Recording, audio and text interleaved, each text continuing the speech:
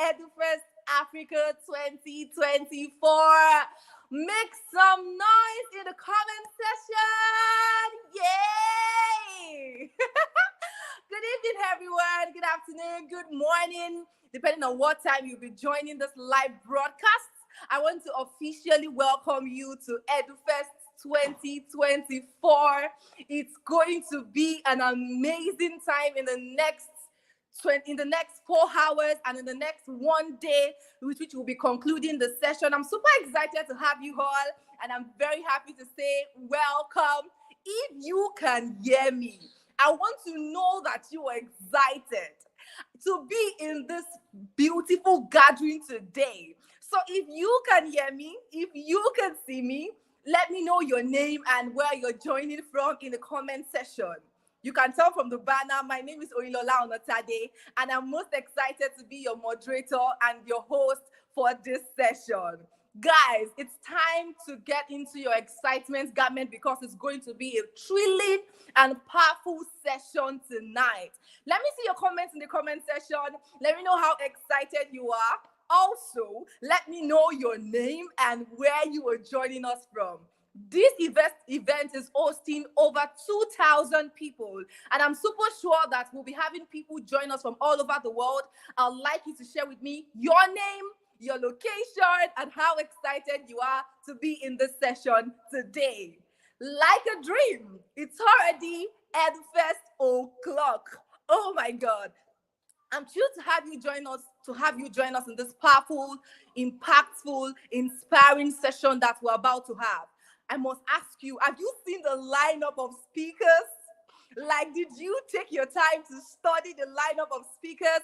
It's just going to be raining value, and nothing short of value. It's a gathering of policymakers, education giants, people who are achieving giant strides in the world of education. And did I forget to say Happy Teachers' Day to everyone listening? If you are a teacher in the room, if you are an educator in the room, this is me saying Happy Teachers' Day. I mean, what would the world be without amazing people who are daily dedicating their time and their resources to building other lives? We celebrate all the teachers in the house, all the educators in the house. We want to say that we love you. Thank you so much for all that you do for this generation.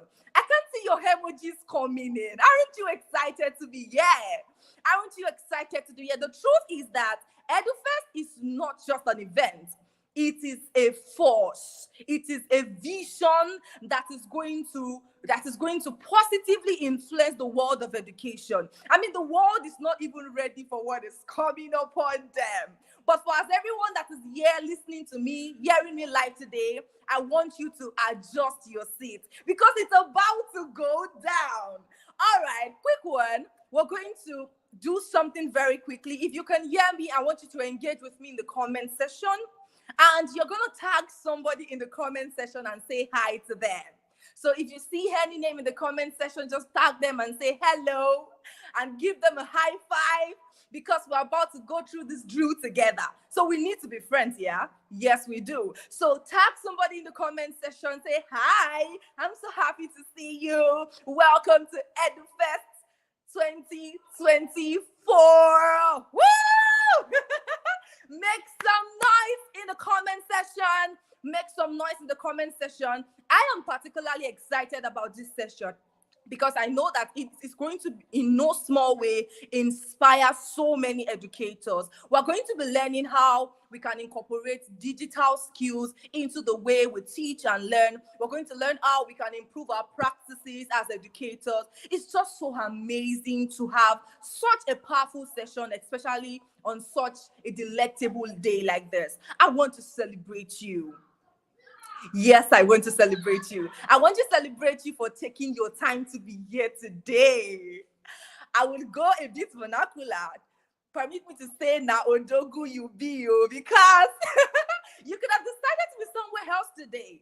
You could have decided to be binging on Netflix or doing something less impactful, but you have chosen to take out time to be here today. I want to celebrate you. I want to say welcome. I want to say it's going to be a powerful session. I want to say it's going to be a fiatic convergence. I mean, our speakers are already ready. They are set to come in and inspire us with their stories. And the beautiful thing about listening to the stories of other people is that you see yourself in those stories. Those stories become a source of inspiration, reminding us that you are not alone. You're probably on your educator's journey and you're stuck, or you're feeling bored already, or you're just asking yourself, who sent me? You know how sometimes we begin a journey and we get to some point and we're like, who sent me? Well, it's about to be inspiration gala, because we're going to be listening to the stories of really amazing people, juggernauts and giants in the education world, and we're going to be learning from their stories. We're going to be igniting our own fire from their story, and it's just going to be a powerful and an impactful session. All right, now I'm going to put you to a test. I want to know how well you have prepared for this session. Write in the comment section, what are the things you have prepared for this session? Do you have a notepad?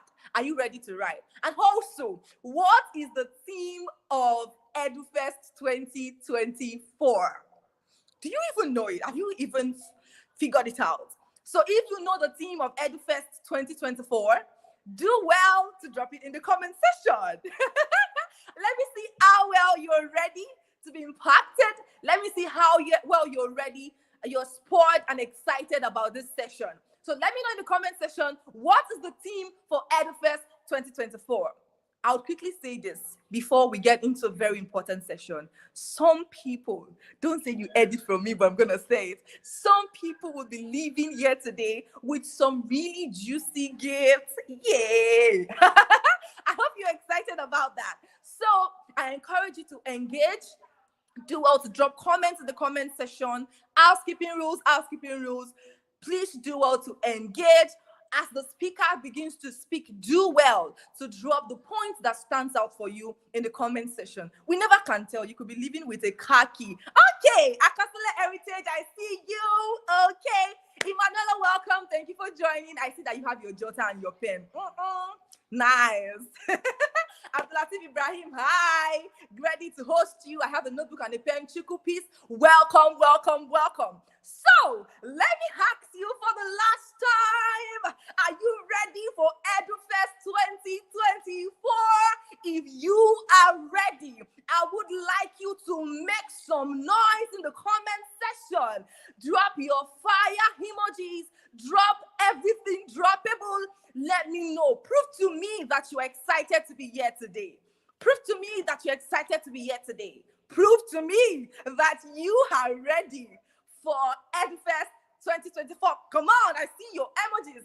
John Ola Oye, well done. Thank you. I can see that you're excited. Keep the fire emojis coming in. Let YouTube know that something is happening here today. And if you know anyone that should be in this session and they are not here, do well to share the link with them. Don't be selfish. So do well to share the link with them. Let them know that something massive is happening here today and they should not miss it. So right about now, guys, I'm about to introduce somebody that is highly phenomenal. It is my greatest honor and pleasure to welcome a phenomenal woman, a woman par excellence. She's not the tallest in the room, but the stature of her impact is immeasurable. This woman is someone who over time has proven to every young person out there that excellence is a possibility and you can be excellent in everything that you do.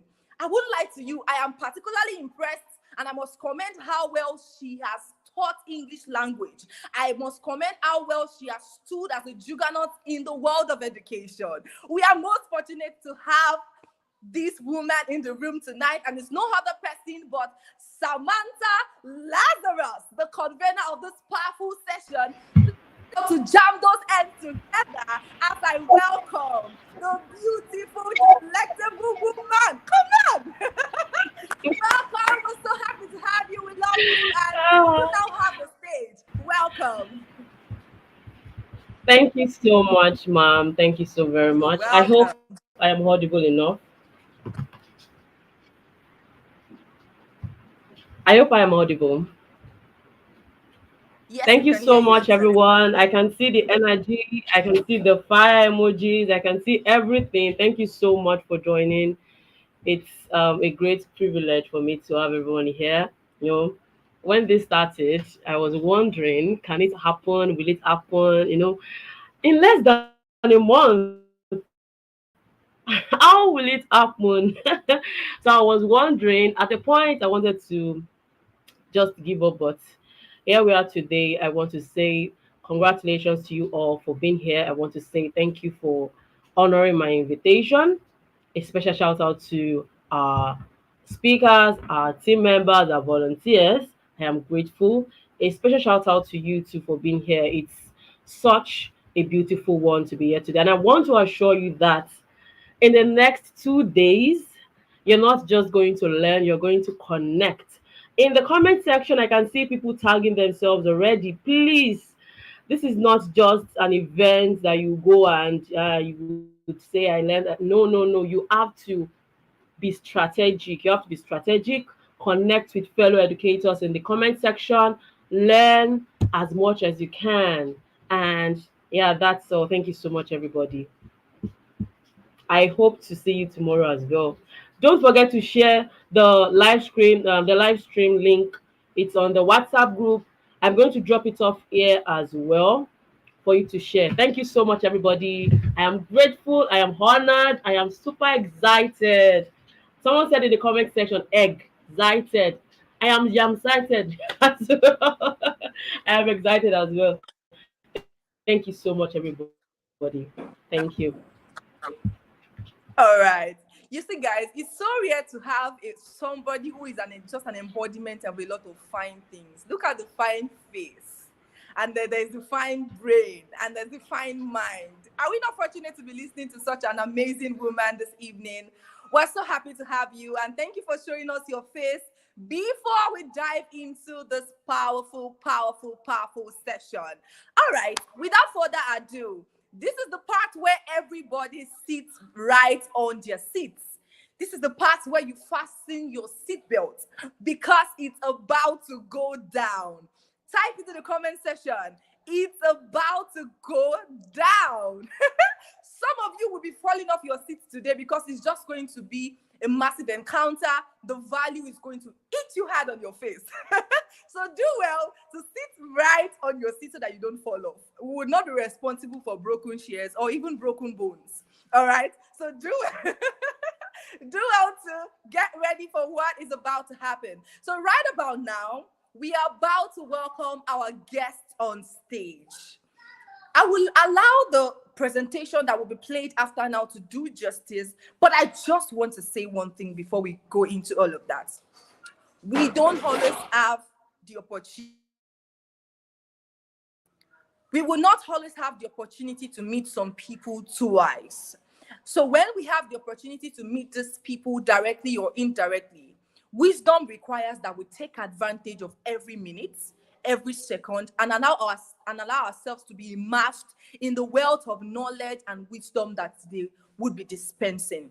Every speaker here today is a professional and a juggernaut in their industries. These people are people whose lives have produced amazing and uncommon results. So I'm going to implore you to please do well to pay attention, get off all forms of distraction, and ensure that you are paying attention. So in the next couple of seconds, we're going to be reading out the bio of our first speaker today. This man is joining us from beyond the shores of Nigeria.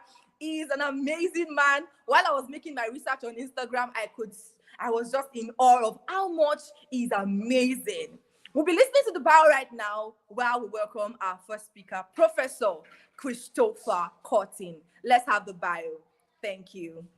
Introducing a truly distinguished academic whose intellectual journey has taken him through the halls of Oxford and Cambridge University. Introducing a truly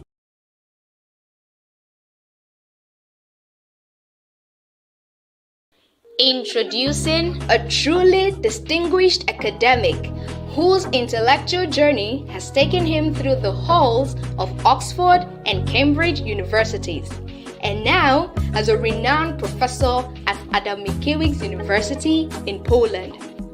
Professor Christopher Korten is an expert in 19th century European history with a robust portfolio of published academic articles that have solidified his reputation as a respected voice in his field. At Madam Mickiewicz University, he teaches academic writing and history, inspiring the next generation of scholars. Beyond academia, Professor Korten is also a global ESL trainer for Oxford University Press, where his expertise helps shape educational practices around the world. Additionally, he has harnessed the power of social media to engage a global audience of over 1 million followers at Professor Korten, where his English language content brings academic insight to the broader public. Please join me in welcoming him to this stage, the exceptional Professor Christopher Korten.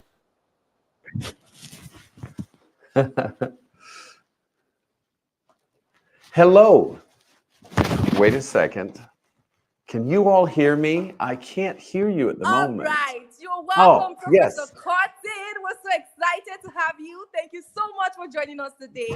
Our audience, everyone is so happy to see you. We cannot wait to learn from you and to also get impacted by the wealth of knowledge that you have to share with us today. We're happy to have you. Welcome. The stage is now yours. Thank you. It's great to be here. Thank you very much.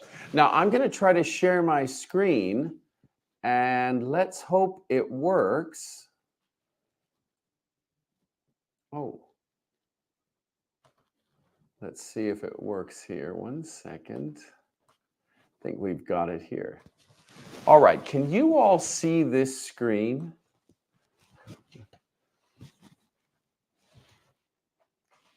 I hope so. If you can't see it, maybe the moderator can tell me. I'm going to get started. It's great to be here, and I'm going to talk just briefly about, I titled this talk based off of a Shakespeare quote in Hamlet, "To thine own self be true," understanding your identity as an educator. And I'm going to tell that story through Instagram, through my experiences as an Instagram blogger and content producer over the last 5 years. Now, before I do that, I want to give special thanks to Samantha Lazarus, who invited me here. It's because of our acquaintance, our friendship that I received this invitation. And in fact, it was through Instagram. And so I'm going to share with you that Instagram has had quite an impact on my career over the last 5 years. And this is one of these sort of proofs of that. So thank you, Samantha. Who am I? Well, if you have your phone, you can actually place your phone on the QR code and you can see who I am. I'm Professor Korten. I'm an American. I studied at Oxford and Cambridge, and I'm now a professor of history. But for the last 5 years, I've also been an English blogger. And for those of you who follow Oxford University Press, I am also one of the key or leading global trainers on their social media sites, and also in person. I do a lot of their I will give teacher trainings to particular countries in the world for them. If you share or tag any of these moments during the presentation, then I'll be able to share your sharing. I'll be able to share your post or stories. All right. I probably should tell you that 5 years ago, I started as a blogger on Instagram. I hadn't used Instagram, but on September 1st, 2019, I began my odyssey, my voyage, my journey as a blogger, and it started on the very beginning. I had 200 followers, I suppose, and these were all friends. And then it's gradually grew from there. I want to make 3 points today that relate to my life or my success as an educator, but more importantly, my growth as an educator. I think all of us were on the road to becoming better teachers. And even if you're not a teacher, if you're in a position of leadership, you are a teacher because you're educating, you're motivating, or you're training people in your organization.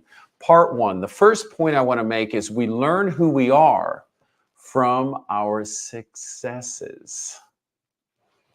So for me, in the context of Instagram, which is IG, I got a lot of feedback from my audience. And I would have never guessed this, but over time, I understood that my Instagram audience liked me for 3 reasons. There were others, but these are the 3 main reasons, the feedback that I kept getting that basically told me that these are your strengths. These are where you're succeeding in social media.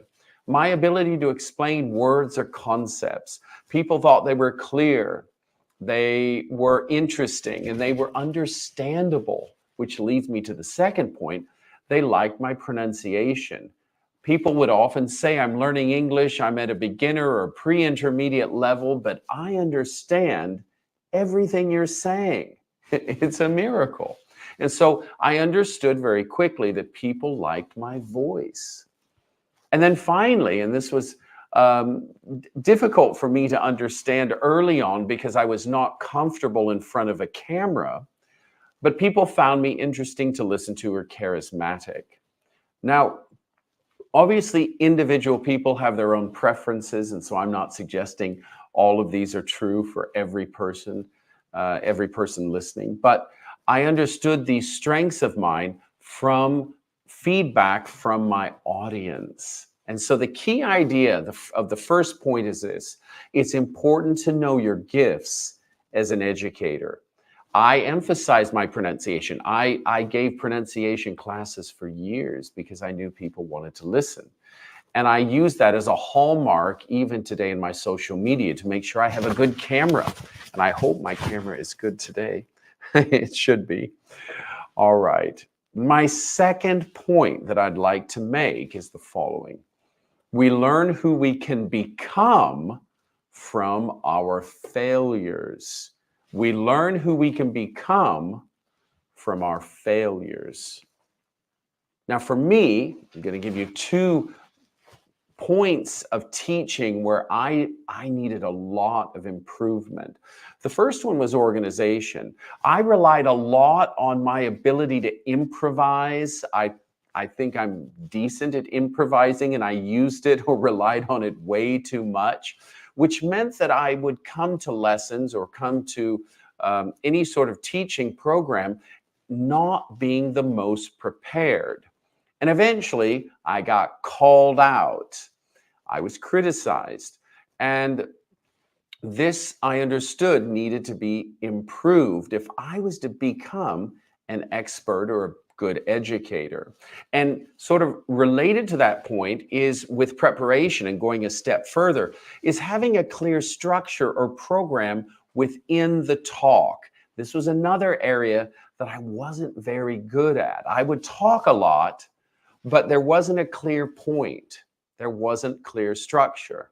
Now you're going to notice today in this talk, there's a clear structure and I'm well prepared.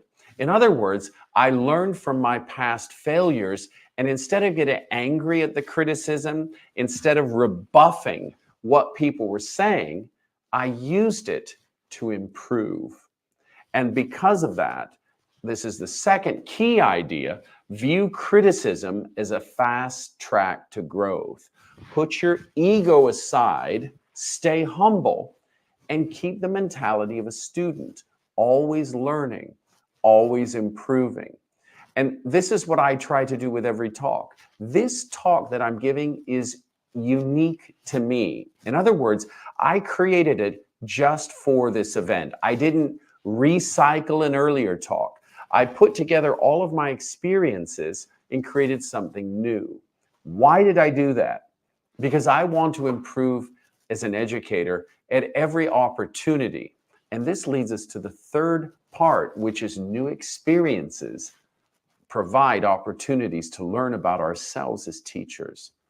Do you put yourself in new experiences, new situations where you're a little bit nervous, where you're not so comfortable, where you don't know everyone? These new experiences, I would contend, provide an impetus, a motivation, a point of departure to learn about yourself and to learn to become a better teacher. I want to talk about 3 of these things that occur with me on social media. Now, I'm going to actually leave, there'll be some room at the end for any questions or discussion. I'm not sure how open the discussions are in this format, but on Instagram, I had new experiences in 3 main ways. I spoke to different groups and people on different topics. I've received a lot of requests to talk about different topics to different people groups around the world, from Peru to Australia. That's quite a varied audience. Number 2, I've collaborated with different people, such as Samantha here. And when you collaborate with different people, you understand that different people have different expectations, different understandings of what a collaboration is. And so you're always learning. And with these collaborations, there's always a different audience and dynamic to them. This allows us to learn. And finally, creating new educational projects, which is what I'm currently doing, allows for further growth and development. I have to say, just to back up a bit, new experiences such as Instagram itself has been a defining moment in my life. I remember the first time I stepped in front of a camera. It was in late August. It was in Canada. I was visiting my best friend, and he had a little studio in his office, or a free office, so I was recording there. And I understood how uncomfortable I was in front of a camera. I just didn't know how to act. I wasn't natural. I was tense, nervous. My voice was stilted, and or the sound, what I was producing, was stilted. And so over time, I developed an ability to relax and be more natural. So even that, the whole notion of Instagram and social media and online lecturing like we have today has been a whole set of new experiences that have allowed me to develop as a teacher, as an educator, and it can allow you to develop in the same way. So what's the learning point here? New experiences broaden your possibilities as an educator. Do you know that thanks to social media, I've received numerous university invitations to give guest lectures, to be visiting professors. And then in the last year and a half, Oxford University Press noticed me. They invited me to participate in some of their global initiatives. And now if you look at their Instagram page, their Learning English page, I'm the featured blogger there. I'm also a featured blogger on their YouTube page, and I lead some of their global training sessions in certain countries. This all came as a result of Instagram, but more importantly, getting back to failures and successes, making improvements along the way. I made it a goal of mine, and I'd like to challenge you to do the same. With every experience, try to improve yourself in one area. So for me, the improvement today is that I'm speaking on a topic I haven't actually spoken on, not exactly this topic. And so that is something that's interesting, because then now I can incorporate that into later talks. But make it a point to try to make small incremental improvements in your teaching or in some aspect of your teaching with every experience. And the cumulative effect is that you will become a professional in your field. I'm grateful, speaking of new experiences, for this experience with you today. Now, I want to just summarize what I talked about. Remember, I talked about my failures, being prepared and being well structured. Well, I now am happy to say that we have a very complete lesson, our summary. We learn who we are from our successes. I think this is important because most people tell us that we learn from our failures, and I think we do learn from our failures, but we also learn from our successes. And let me just recap why. Because sometimes we don't know where we're good at, what we're good at. We think we know, but people have a different opinion. And so these successes, I think, are important to confirm what we're good at. Failures point out the obvious areas where we can improve the most. And then new experiences provide that ability to make you more globally minded, more culturally competent, more culturally sensitive, and ultimately have greater impact in the classroom, online or off. I'm also on YouTube. If you scan this QR code, you'll see me, and you're welcome to write me at any point. Samantha and I have had contact over the last year or two, and you're welcome. I do respond to messages. And here is also my Instagram once again. But before I go, I would be remiss not to, and we have time for questions. I know this was a little bit abbreviated, but I want to say before I go, Happy Teachers Day. Today is World Teachers Day. So for all of you out there who are teachers, Happy Teachers Day. Congratulations. Your job is important for the next generation. But we don't want to forget about ourselves. And today it's about us. It's about our development. And part of that development comes from inspiration, the stories of others. And that's the theme today. Hearing stories, success stories, different types of stories, biographical stories of other teachers who've had success in some area of their life, hopefully will spur you on, will motivate you to become better. That's the goal today. That's the goal for this meeting. Thank you all.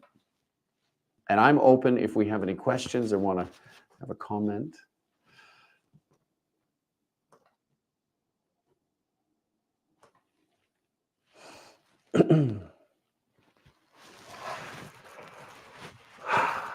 Okay, I think I'm alone at the moment.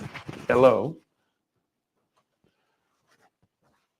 Can you hear me? Can everyone hear me, please? Happy Teachers Day. There's a lot of teachers saying hello. Let's go ahead and...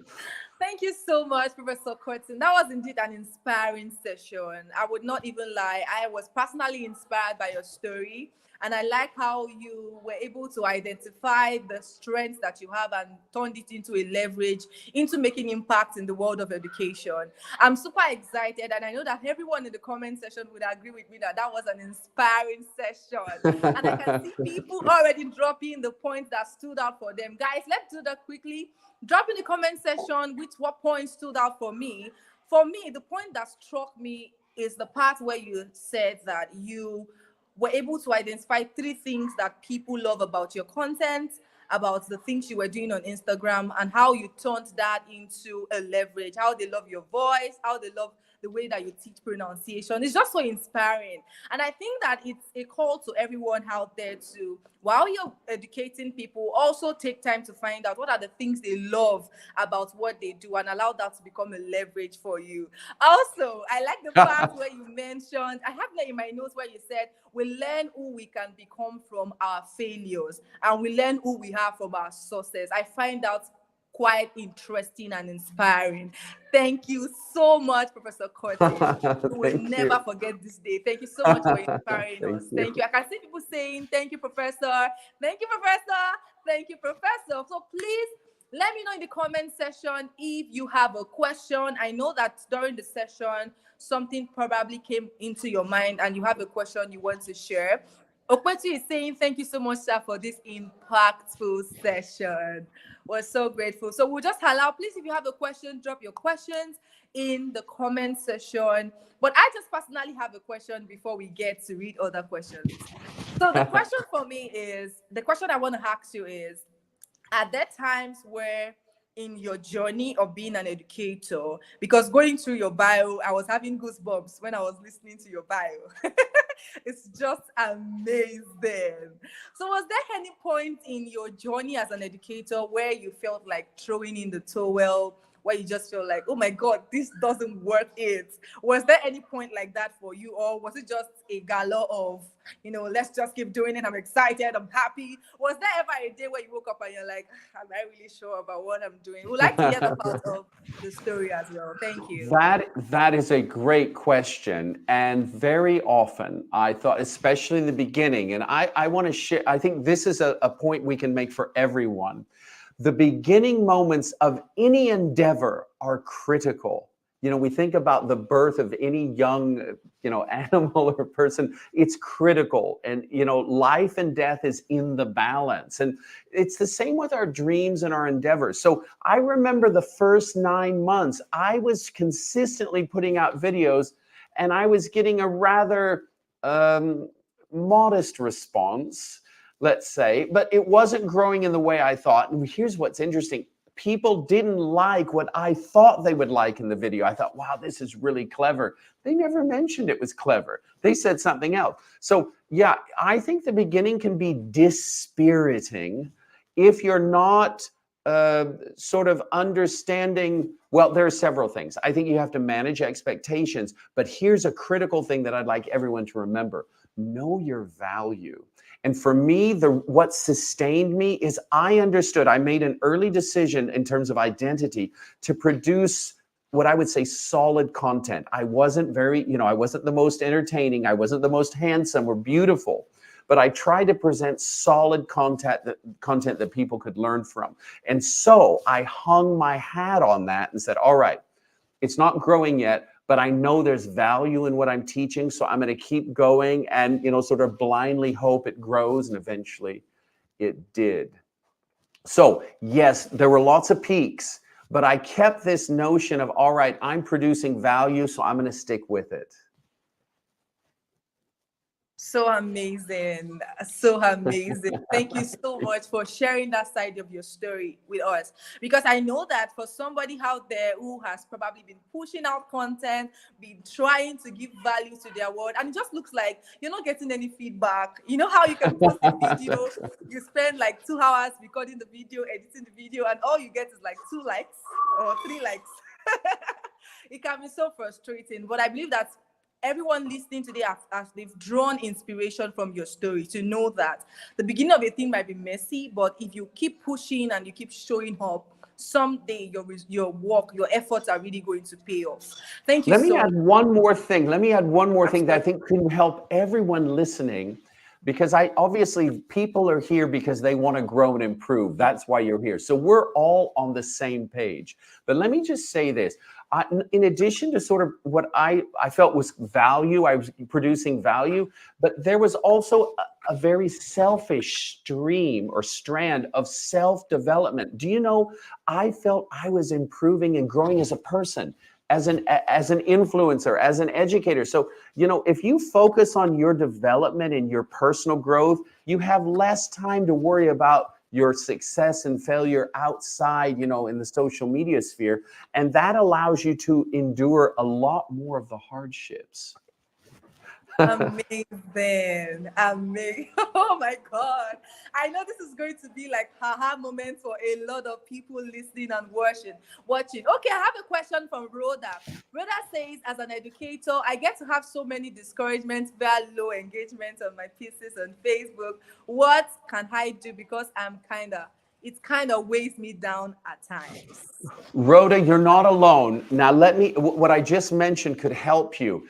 Ask yourself this question: what am I learning personally from this process? But let me go a little bit deeper, and this is where it gets really interesting.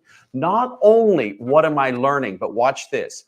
What skills? Now, you've got to be specific. Now, the more specific, the more powerful. What skills am I developing through this experience that are transferable? Skills that I can apply to a normal job, to another social media enterprise, So identify these things, and guess what? You won't be weighed down as much because you'll look at it as job preparation for the next career. So it's, again, focus on these developments and skill training. For me, I'll just give you one example personally so you can understand. I thought of it at some point. I thought, okay, if this doesn't go well, maybe I can land a TV presenter job. So I started now concentrating on my ability to be professional as I present. So now I wasn't so focused on how many likes, but how my hands were moving, how my eyes looked, how my face looked, how my posture was, which wasn't great today. I should get back. But the point is, I started to develop these other skills, these ancillary skills that I could apply and transfer to other areas. And suddenly, you're not as weighed down. Whoa, that was fiatic. That was fiatic. It was dramatic.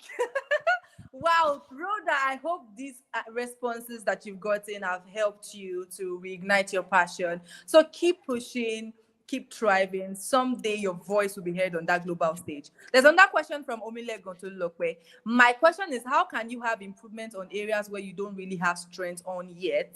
That are contributing to your wow. This is a very perceptive question. And this is a conundrum of sorts. Now, let me explain. These weaknesses are weaknesses.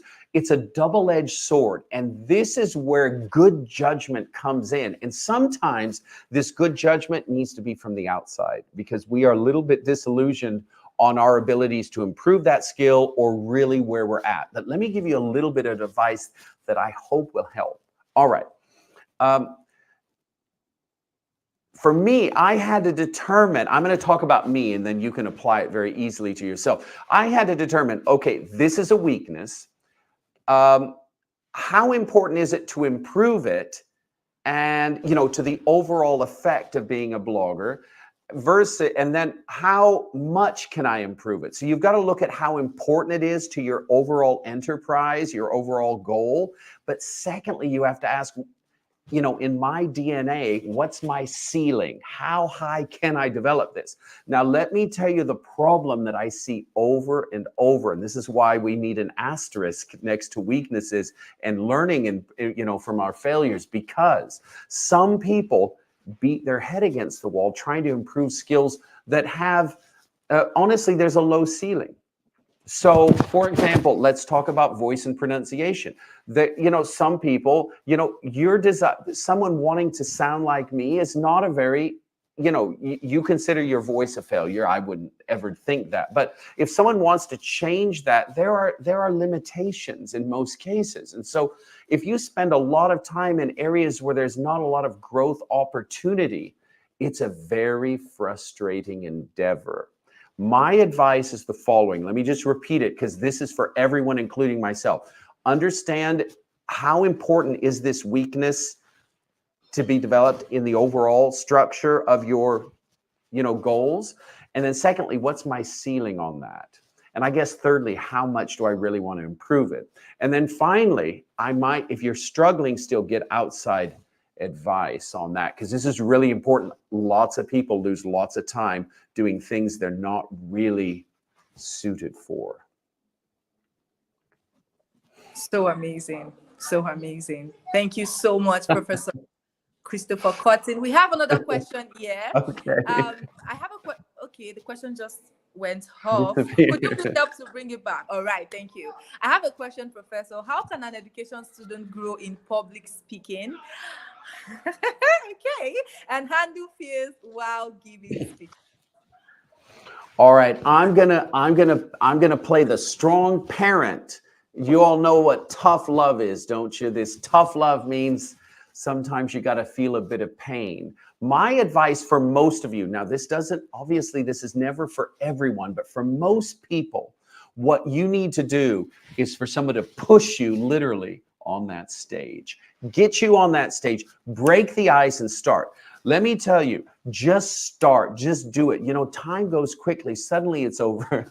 So I'm going to tell you, because I'm doing this more than ever. dreams and ideas that I want to do, I'm just doing it now. Obviously, I'm planning. I'm not just haphazardly jumping into things. If I go on stage, I'm prepared. But the point is, I don't let fear hold me back. Let me just challenge all of you. Do it. If you're nervous, do it. If you're afraid, do it. If you don't feel you're ready, then you should probably ask advice and see if this is the right venue. So you don't want to be mismatched with your experience. You don't want to be out of your depth, being in the wrong place. That can lead to actually a setback. But if you're just having these normal fears of being in front of people, let me tell you, people forget about all of your foibles, these weaknesses in marriage. You know what, though? It's a super fast track to learning. You're nervous, your heart's beating. Let me tell you one thing that I crave for these days. Moments when my heart is beating quickly and I'm a little bit sweaty. That nervousness is a sign that this is a new experience where you can have quick growth. So don't dread or regret or fret over these experiences. Embrace them. When you start to embrace these, no one can stop you. Only yourself. Grow, grow, grow. But let me just say, don't just have the experience, process it and learn from it. Do you know one thing very quickly? I've given a lot of talks. Do you know I still go back and look at my talks and I analyze it and I say, this can be improved and this can improve. I'm on the same path you are, just maybe a little bit further ahead. So get on the path and start learning. It's a lot more fun.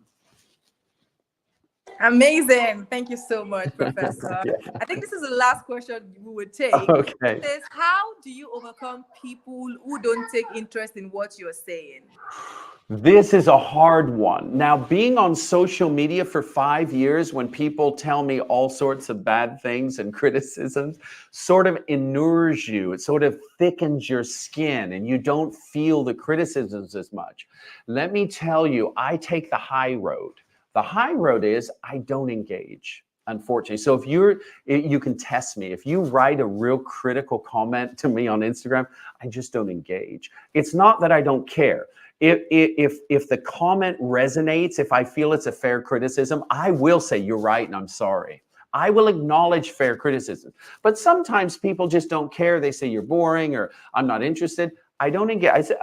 Everyone's entitled to their opinion, and for them, they're right. I'm not interesting. Understand, we're not here to appeal to everyone. We're here to appeal to those that we have a message for. And so I let very peacefully everyone walk by. We have a saying in our organization, because I have people working with me, everyone wins. Everyone wins. In other words, we don't engage in sort of negative or debilitating conversations. And everyone on my Instagram wins in that even if there's if they don't want to take a course, there's always a free option. There's always free ways to learn English on my channel. So the point is that everyone's a winner. If people don't want that, they're not interested, I understand. It's no problem. We each have our own audience. You've got to find that mature enough to know that we all have our own audiences and we just relish in those audiences and we cultivate those people who want to be here. Oh, thank you. There's some really nice comments on the right.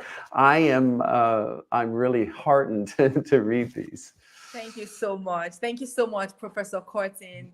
Your words today has forged powerful inspirations in our hearts that we would never forget. And something came to mind while you were speaking. I was just imagining somebody walking up to you at Oxford and saying, "Hi, Professor Korten, I met you at EduFest Africa. Thank you so much for..." I would love it. I would love it. Yeah. And I will remember this moment. Thank you very much, everyone. It's been a real pleasure. Thank you for all the nice comments. Amazing. Please, let's say a big thank you to Professor Korten. We're so grateful for time spent with us tonight. We would never forget your impact. We love you. We celebrate you. Thank you so much. Thank you. All right. Thank you. Thank you so much. I can see comments. Thank you, sir. Thank you, sir. All right, guys. Did you see that? That is just the first lap of about 4 sessions that we still have today. Let me know in the comment section the points that stood out for you. I'm reading from JSK. For me, we learn who we are from our successes. We learn who we are from our failures. new experiences. Amazing. Thank you so much. Drop it for me in the comment section the part that stood out for you. I was greatly inspired. And this is to prove to you that I wasn't lying when I said it's about to go down. So right now, I want to read your comments. I want you to share with me the points that stood out for you in the comment section. Professor Korten Christopher has demystified a lot of things in the session today. He has helped us to understand that there is a process and everyone has to go through the process. Everyone that you look up to, that you find so inspiring today, they all started somewhere and you are seeing them because they did not stop. So for people who are discouraged and are thinking, I think I'm just going to throw in the towel, please don't do that. All right. We are waiting for the massive, amazing things that you carry. All right, please, let's read from you in the comment section the points that stood out for you. What are the things you will start doing going forward? And are you ready for the next session of this conference? I hope you are having a good time. I hope you're having a great time. And I hope that something is beginning to evolve inside of you. I hope you're beginning to make decisions, lifetime decisions that are going to sustain you on your journey of being an educator. I would like to see your comments. I'm not seeing your comments. Let me know the points that stood out for you. I want to read from a couple of you guys before we move to the next session. So I want to see your comments. Let me know what points stood out for you. Let me know what you're going to be doing better. And let me know how amazing that first session was. Keep your comments coming in. Remember the housekeeping rule. All right, Kehinde Oladepo says, understand your weakness and how much you really want to improve. Amazing, Kehinde. Thank you so much for your feedback. It's indeed an evidence that you were attentive while the session was ongoing. I celebrate you. All right, much more comments. I want to read more comments. Chioma Okoroafo says, if you are afraid, do it. I feel like that's going to be her mantra for the first session. Just do it. Just do it. Miriam Owade says, just start and be consistent. Amazing. Even when you're not seeing the palpable results, know that that 1% increase is happening, whether you're seeing it or not, every time you show up. Thank you so much, Miriam. I'm so proud of you. All right, let's have more comments. And like I said earlier, some people will be leaving this session with gifts. And I also hope that you're already networking in the comment section. So at least if you don't leave with a gift, you're going to leave with a friend. So do well to network in the comment section. Say hi to somebody. Say I'm happy to meet you. We have amazing, phenomenal minds in the comment section. So it's not a small place. It's an opportunity for you to network. It's an opportunity for you to meet somebody phenomenal. All right, let's have a short exercise in the comment section. Are you ready for this exercise? We call it the fire brigade. This is the part where we drop fire emojis in the comment section. So much that someone that is joining for the first time would come in and be wondering, what's going on here? Why is there fire everywhere? So guys, that's exactly what we want to do. We want to fill the room with fire. And you're going to do that using your emojis. All right, let me see your fire emojis in the comment section. Are you ready for the next session? We're about to jump right straight into the next session. Are you ready? Are you ready? Are you ready? Are you ready? Are you ready? Let me see your comments, your fire emojis in the comment section. All right, so in the next few seconds, we'll be reading the bio of our next speaker. Oh my God. Okay, I see the fire emojis. Favor, Ebule, thank you. Come on, keep pushing in fire emojis. Don't stop. Keep it coming in, keep it coming in, keep it coming in, keep it coming in. I like what I am saying. Divina, Nwogu, thank you.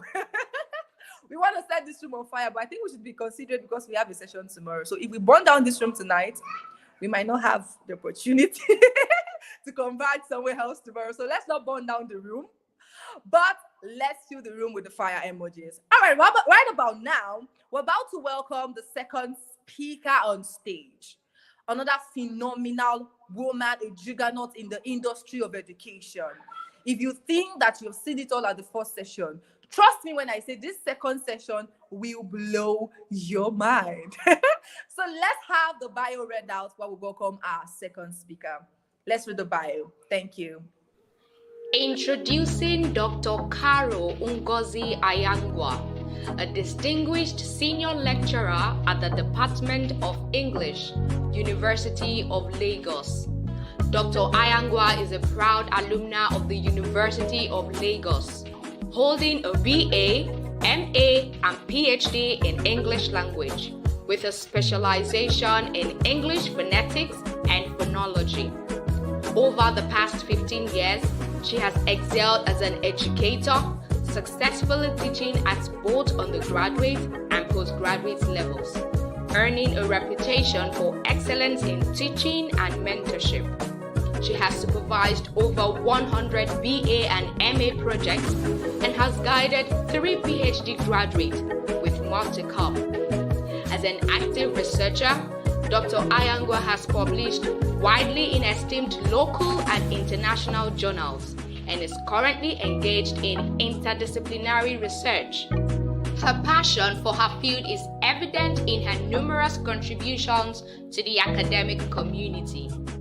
Dr. Anyagwa has served the University of Lagos in various leadership capacities, including member, University of Lagos Senate, 2024 to present, Southwest Coordinator, Association of Phoneticians and Phonologists in Nigeria, 2024 to present, Vice Chairman, University of Lagos, School of Postgraduate Studies Publications Committee, 2023 to present, Member, University of Lagos, School of Postgraduate IT and Process Team, 2023 to 2024, Faculty of Arts Representative, University of Lagos, School of Postgraduate Studies Board, 2023 to present, Member, University of Lagos, School of Postgraduate Studies, Student Welfare Committee, 2022 to 2023, Chairman, Postgraduate Studies Committee, Department of English, 2021 to 2023, Member, University of Lagos, School of Postgraduate Studies Admissions Committee, 2021 to 2022, Member, Faculty of Arts Language Laboratory Committee, 2020 to present, Content Writer and Presenter, University of Lagos, Use of English, GST 105 Module, 2018 to present. Dr. Anyagwa's impact extends beyond the classroom. She is the president of the Class 98 Alumni Body, Department of English, University of Lagos, and the convener of the Regina Kylie Ladies Forum. She also serves as lead deanery coordinator for the Leading for Mission project under the Yaba Deanery of the Catholic Archdiocese of Lagos, and is the convener of the Entrepreneurial Thinking Group for Students of English at the University of Lagos. Above all, she is a devoted wife and the proud mother of 4 children. Please join me in welcoming the esteemed Dr. Caro Ngozi Anyagwa. Ladies and gentlemen, I present to you a woman that I will call a walking, talking, moving, breathing source of inspiration. Have you ever seen such a firetic bio? It's indeed amazing, and we're so fortunate to have Dr. Caro Anyagwa in the room with us. You're welcome, Ma. We're so glad to have you, and we want to say welcome. Thank you so much for joining us today. Okay, it looks like she's experiencing she's in the room, so relax. If I were you, I'll pick up my pen, I'll pick up my notepad, and I'm just going to get ready for this powerful session, this inspiring and impactful session that we're about to have. Dr. Caro Anyagwa will be talking to us about a success story and the impactful and inspiring lessons that she has learned on her journey as an educator. It's going to be nothing short of amazing. So get ready. I believe she's experiencing some network age somewhere, but let's maximize that time to get ready. Okay, we have Dr. Carol Anyagwa in the room. We're so excited to have you, Ma. Welcome. Thank you for joining us today. Oh, we cannot hear you. It looks like your mic is muted.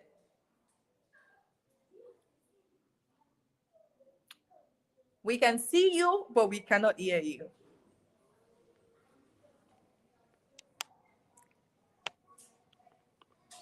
We still cannot hear you, Ma, but we can see your beautiful face.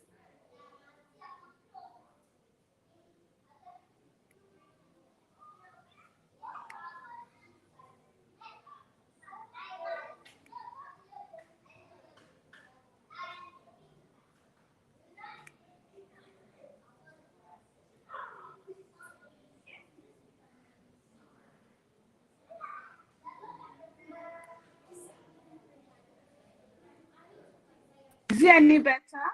Oh, excellent. We can You hear still can't your hear me? beautiful voice. We can hear you now, Ma. We can hear you.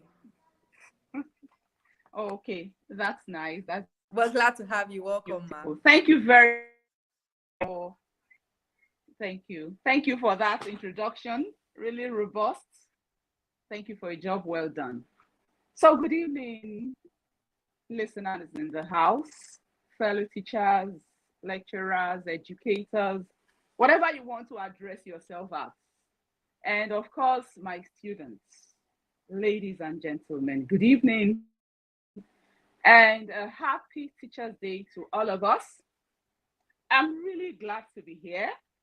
I'm excited to be here to do this on a day like this. I count it as an honor, and I am grateful to the initiators of this event. I'm here to tell my story. Actually, what I have as the topic is my success story as an educator and the lessons I have learned. And when I saw the question, the topic, what I asked myself is, can I really say it's a success story? But of course, the beauty, as they say, is in the eye of the beholder. The initiators of this event must have their reason. So what I set out to do is actually to tell my story and let you be the judge whether it is a success story or not. So I'll take you on the journey now. Actually, before now, I have never really bothered to look back and evaluate this journey. So it's another opportunity that I am being offered today to do this. Zig Ziglar once said that there is no elevator to success, that you just have to take the stairs. What I am providing here today is the little steps I have taken on my journey as an educator. My journey from the first step to this point. I have not used an elevator. I have taken little, tiny, but steady steps. And that is the story I tell you today. But before I tell my story, I am still worried about this word, success. What is it? How do you measure success? Is it all about how high the goals you set are? Or is it about how much of the goals you set that you've achieved? I don't know which of this accounts for success. But I know that success is relative because there are different degrees of success. Now we are talking about teachers, we're talking about education. So I will use an educational analogy. 3 people write exams. One scores 100%, another 90%, another 80%. Of course, they are all successful, confirming that success is relative.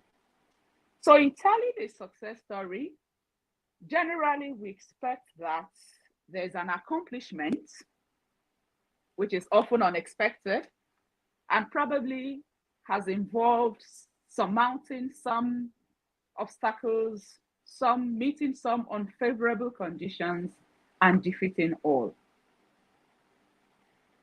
If that is what a success story is, I may say that mine is a success story. But as we stated earlier, I would want you to be the judge of it all. How did I get here? Being an educator for me is a childhood dream come true. Yes, I remember vividly as a pupil, as a student, at the primary school level, at the secondary school level, how my teachers would gladly abandon their classes to me, how I enjoyed teaching my classmates.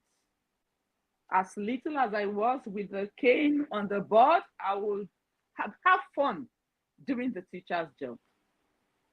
And even from that early stage, I started entertaining that dream. I started having that passion for impacting lives, for transferring knowledge. That dream was rekindled when I came into the University of Lagos in 1994, yes, for my BA program at the Department of English. When I met great minds like Professor Okoro, then Dr. Okoro, I was inspired by the way he taught, the way he treated his students, his dedication to duty, his commitment, and that rekindled that passion, which was already waning anyway. And I began to think, I can actually be a lecturer. I might not stop at just being a teacher. I can do this. And I took Professor Okoro as a mentor. Yes, till date, he is my mentor. So by the time I graduated from my first degree, that was in the 1997-98 session, fortunately, I graduated as the best graduating student. And you know how it is. When you are the best graduating students, all eyes are on you. There are high expectations. Everybody wants to see you move. Everybody wants to see you up there. So with the help of the then HOD, the late Professor Abiodun Adetubo, God bless his soul, I was posted to the Department of English for my youth service. It was more like an internship for me. So I served in the department, and immediately I followed up with applying for my master's degree.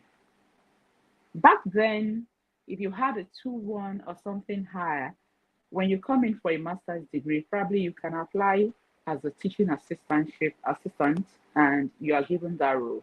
So I applied and I got the teaching assistantship role. I was assigned to assist a lecturer, more like learning the ropes. So I continued with that. Unfortunately, the result of my set was delayed after that set. So I couldn't apply for my PhD immediately. I took at that time to acquire some teaching experience in a secondary school. So I went to SMA College, somewhere at Isolo, where I lived, very close to where I lived then. A very good school, high standard, high moral standards, high academic standard. And I taught there for a while I waited for my master's result, because I didn't want to be distracted. So when the results were out, I came back and I applied for my PhD. With the PhD also came a graduate fellowship position. So I was still attached to a lecturer whom I understudied. Thank God, just midway into the program, there was an advert and I applied and I gained full employment into the University of Lagos. Because I didn't have a PhD then, I could only get a graduate assistantship role. So along the line, I had my PhD, was promoted to So lecturer 2, then lecturer 1, and now senior lecturer. Still counting. As simple as this story sounds, it was not all smooth. But so far, with the little I have told, I can say one lesson I learned. And that lesson was that it is always best to strike while the iron is hot. Why did I say that? I've told many people who cared to listen that if I didn't do my master's degree program when I did it, I probably wouldn't have done it again. And of course, if I didn't do it, I won't be here telling you the story today. So when you are on your path to self-development, path to growth, please don't stop. Take the next step as soon as it is possible. So first lesson for us for today, always strike when the iron is hot. But it hasn't all been smooth. No sooner had I gotten that I realized that being an academic, being in the education sector is not all about teaching. Yes, I loved teaching, but it wasn't all about teaching. To compound it all, I had no formal background in education. I never went for NCE or any teaching practice or any formal degree in education. Then I was confronted with very large classes. Very large classes. Those of you who know me know that I teach phonetics and phonology, and they are usually compulsory courses for both art students and education students. So the first thing I was confronted when I started teaching was I have never taught a class of less than 250 students. And for me, it was a big challenge. The workload had its impact on my PhD program.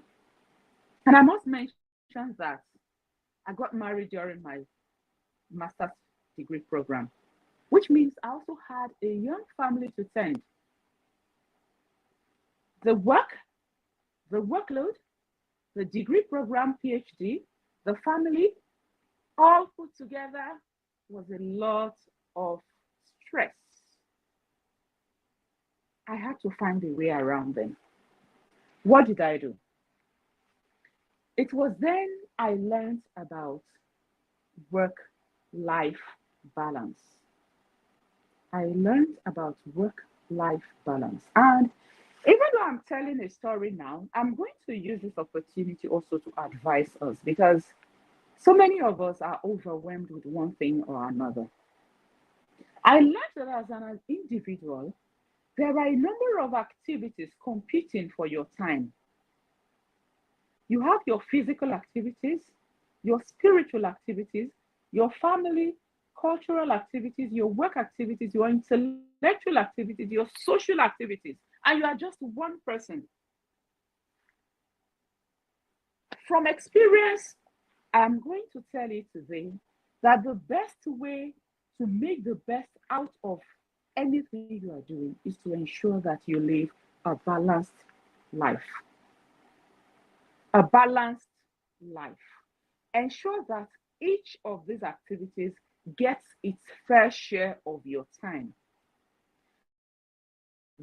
That way, each can cushion the effect of the stress coming from one. Stress from work can be cushioned from the family. Stress from academics can be cushioned at the spiritual level. So, learning to live a balanced life is one thing everybody must consciously do to avoid being drowned in the stress of anything you are doing. So let me go back to my story. I coped by learning to multitask. I learned to balance my schedule. I embraced work-life balance, as I had just said. Even though I did this, my PhD program was affected because It took longer than it should, and it's understandable because I am human. With my antecedent, I expected that 3 years, it's gone. But I found myself spending 8 solid years on the program. But remember, it's not about how far, it's about how well. The good thing is that I was able to keep all intact. I came out unhurt. I was able to complete the program, kept the home front intact, kept my job intact, my spiritual life, my physical life, my cultural life. So, what's the lesson from this? Balancing one's life is essential for optimal productivity. I do not regret the length of time I spent on my PhD because I was able to make up for that in all the other angles of my life. So, living a balanced life is one thing we must not take for granted. Do not bury yourself in that job or in that academic work that is stressing you. Find time to do other things, and you can see that you begin to do better in that part that is stressing you. Now, having summarized that story, I'll break my experience as an educator into the different sectors. I'll begin with teaching. Of course, teaching is the main thing we do as educators. And for me, this is my 20th year. I've had 20 years experience in teaching. I've enjoyed it, no doubt. What are my strategies? One thing I ensure I do in my class is that it must be interactive. My classes are always interactive because I learned that by getting feedback from students, by allowing them to ask questions, by giving them a listening ear, I am able to forestall the possibilities of being misunderstood or misinterpreted. So any misinterpretation is nipped in the bud because you get to hear them right there in class and you correct them. And if I have my students in this audience, they will tell you that if I don't get questions, I don't leave the class because I want to get feedback. I want to be sure that I had done my job for the day, which is impacting them. Another thing I do is that I intentionally demystify complex and theoretical concepts. I don't believe in using highfalutin words in class. I don't believe in dropping jargons. No. I would want to bring everything to a real life situation because I believe that when what is taught in class is understood, students are encouraged to follow up with their own researches. So intentionally, I break it down and I try to be accessible to students, accessible within the acceptable limits, of course, to avoid students abusing it. So I am open to feedback. I am open to learning.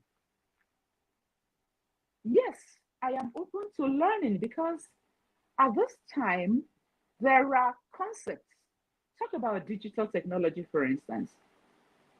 I don't pretend about it. I know that in my class, I have students who are more knowledgeable about digital technology than I am.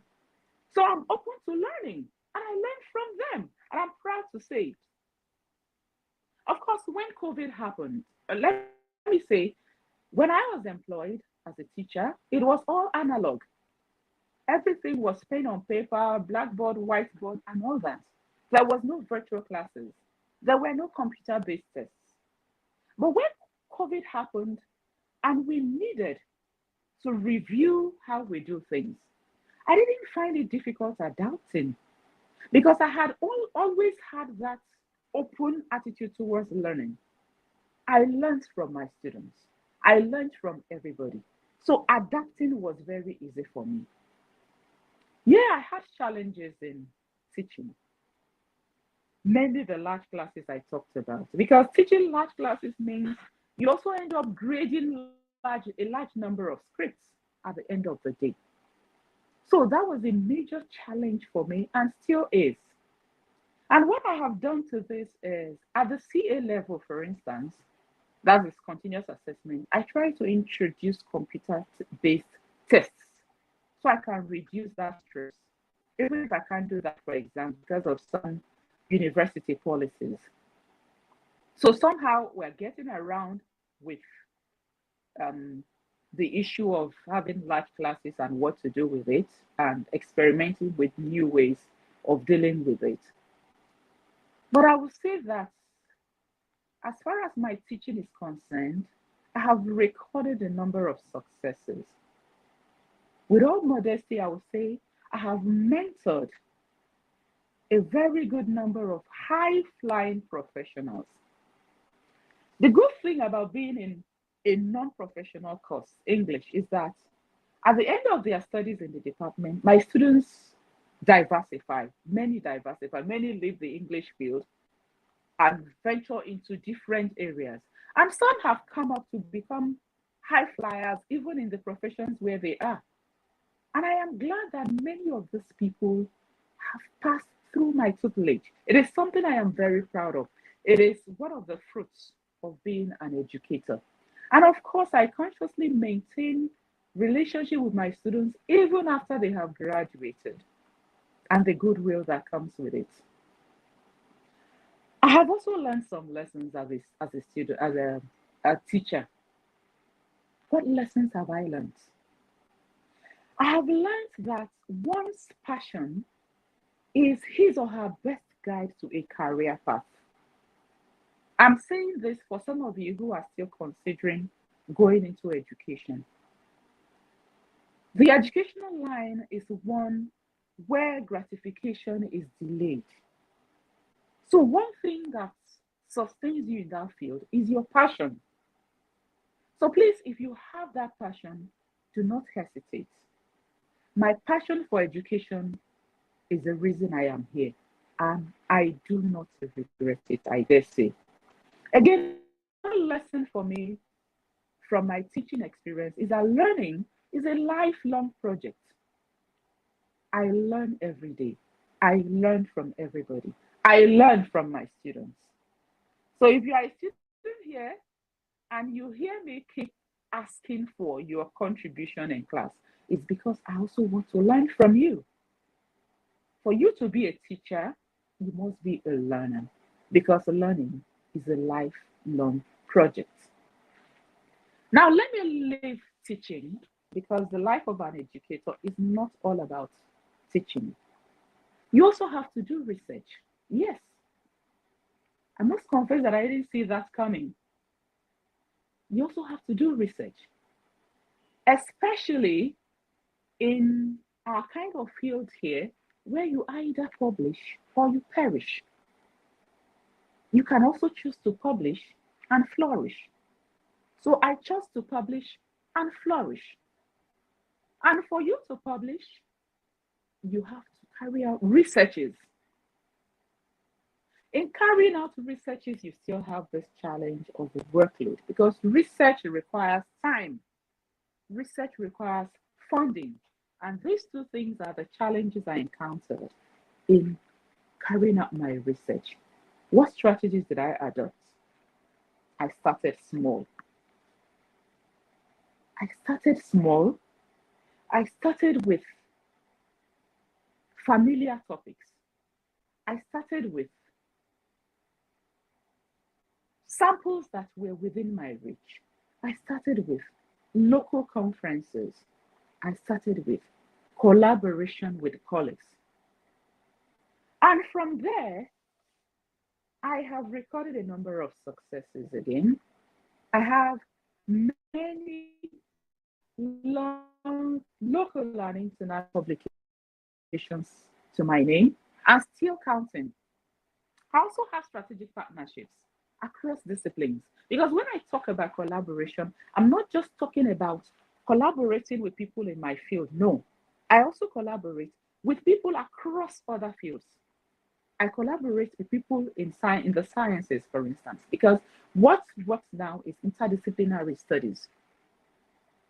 So, based on the successes I've recorded in my research, I have also learned one thing, that every new challenge is an opportunity for growth.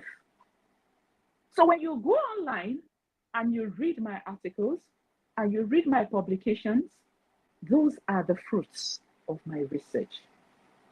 Confronting the challenge of carrying out research is what has sold me to the world, is what has increased my visibility.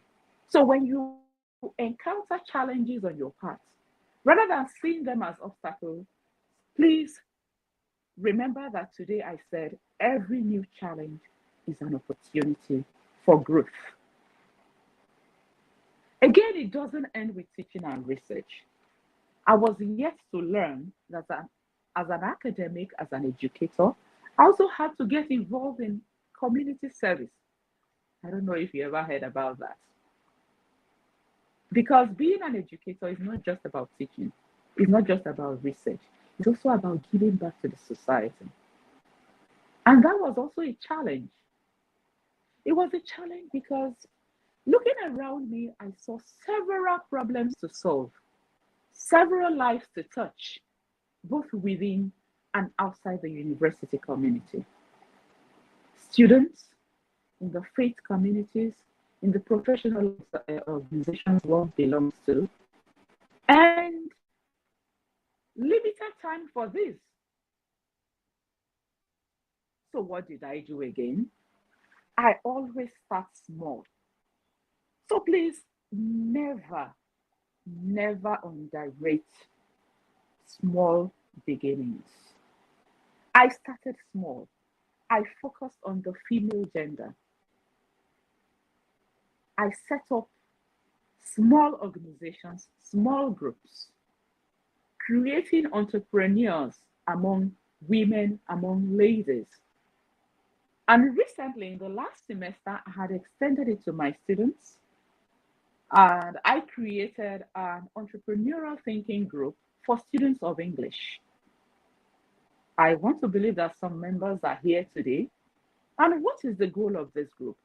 I simply wanted to see how we can start preparing our students for life after graduation, even while they are still in school, to forestall the challenge of unemployment. My entrepreneurial thinking group and my Regina Kelly Ladies Forum, which is the one for ladies, are relatively new organizations, but we're already reaping the fruits as my students are testifying. So what are my lessons from my community service experience? Every opportunity can be used for impact. Every single opportunity can be used for impact. So do not underrate any opportunity you have, because you never can tell what you can do with it and the lives you can impact with it. Having told the story across my teaching, research, and community service, I'll come back to ask my question. Does it look like a success story? Yeah, I said that success is relative. And I also know that success can be measured by the level of fulfillment. I dare say that I am fulfilled. Yeah. Robert Collier sometimes said that success is the sum of small efforts repeated day in and out. So on the basis of this, can I say that mine is a success story? I can say that it's been fruitful. And if it's been fruitful, probably it's been successful. But I also still leave you to be the judge. Before I end, I'm going to leave our young and aspiring educators in the house with these words. Do not be afraid to start small. You don't have to see the whole staircase. Just take the first step. That is always the starting point. do not be afraid to start small. Again, you can't impact lives on a high horse. You just have to get humble. Humility does it. Education is about touching lives, and you can't touch lives on your high horse. If you want to be a success at it, you just have to be humble. Be creative in dealing with challenges, because how you go about dealing with your challenges will break or bend you. Creativity in dealing with challenges ensures that your challenges become a stepping stone rather than a stumbling block to your growth. And of course, ensure that you embrace every opportunity for growth. Some opportunities will come masked as problems. May you be able to discern them and see the opportunities that lie in them and embrace them for your growth. And very importantly, get yourself a mentor. The experience of your mentor will serve as a guide for you. I did mention Professor Okokoro. I'm sure many of you know him. Till date, he has mentored me, and I am proud to say so. Get yourself a mentor, because what you are going to, he has already seen. He has already been through. His sacrifices will now come to you.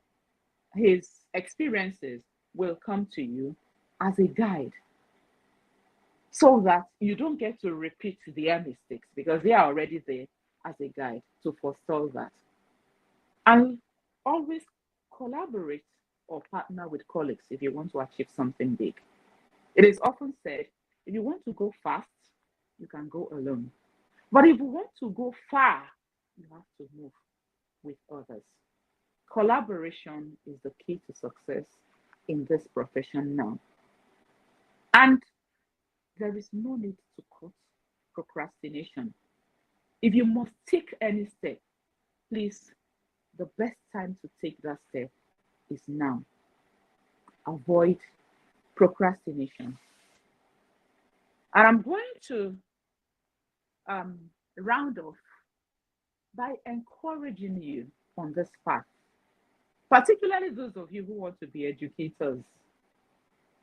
Your duty is to teach, to inspire, to motivate, and to empower. Teach, inspire, motivate, and empower. These four I have done for the past 20 years.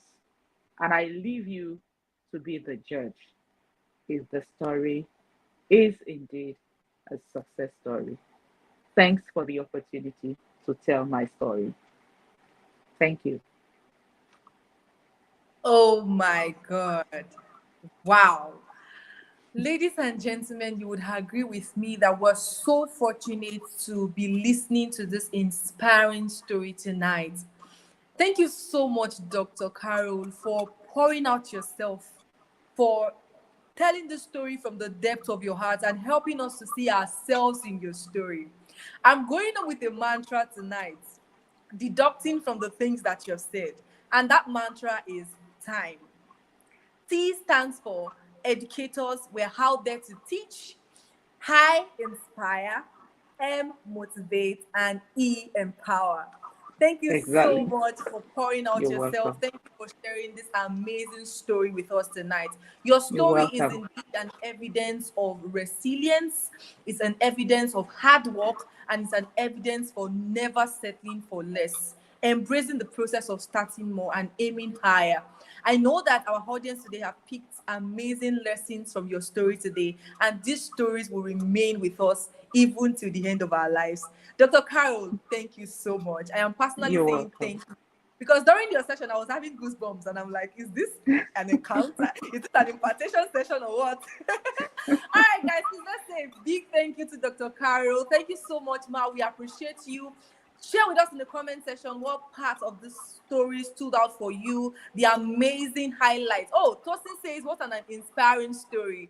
Dear teachers, please let us learn these things. Okay, this is Mrs. Steph telling everyone to learn these amazing lessons. We really do appreciate you, and we're so grateful for your presence in our midst tonight. We are blessed. Somebody has a Thank you. question. That is Rosie's Okay. office. The question is, from your experience back in the days, would you say it is right for a teacher to involve a child in teaching the way where? Okay, let me read. From your experience back in the days, would you say it is right for a teacher to involve a child in teaching the where, ma'am? I see that there's a little error in the question, but do you understand the question, ma'am? Or I think Yes, I do. Okay, all right. I do. Thank you. I mean, right. I'm sure he meant the way I was involved in teaching. Yeah, it's not right. It is not right, but I enjoyed it all. I enjoyed it. It's actually not right. It is not right for teachers to involve teaching because it's like putting that child on a spot. Okay, other children or pupils, because this actually started in my primary school days. Some of them didn't like that idea. It made them feel inferior. Okay, I won myself some enemies on account of that. So even from that level alone, it is not good. But maybe if I didn't get that opportunity, I wouldn't be here today. So it paid off for me. That's just what I would say. Thank you. Thank you so much, Dr. Carol. We are so grateful. Guys, EduFest 2024 is full of fire, full of value. We are so blessed and honored to have these distinguished professors and doctors that have been joining us ever since the session started. Thank you so much. I want you to drop a love letter for Dr. Carol in the comment section. Ma, we want to drop you a love letter. Some of us will drop you love letters.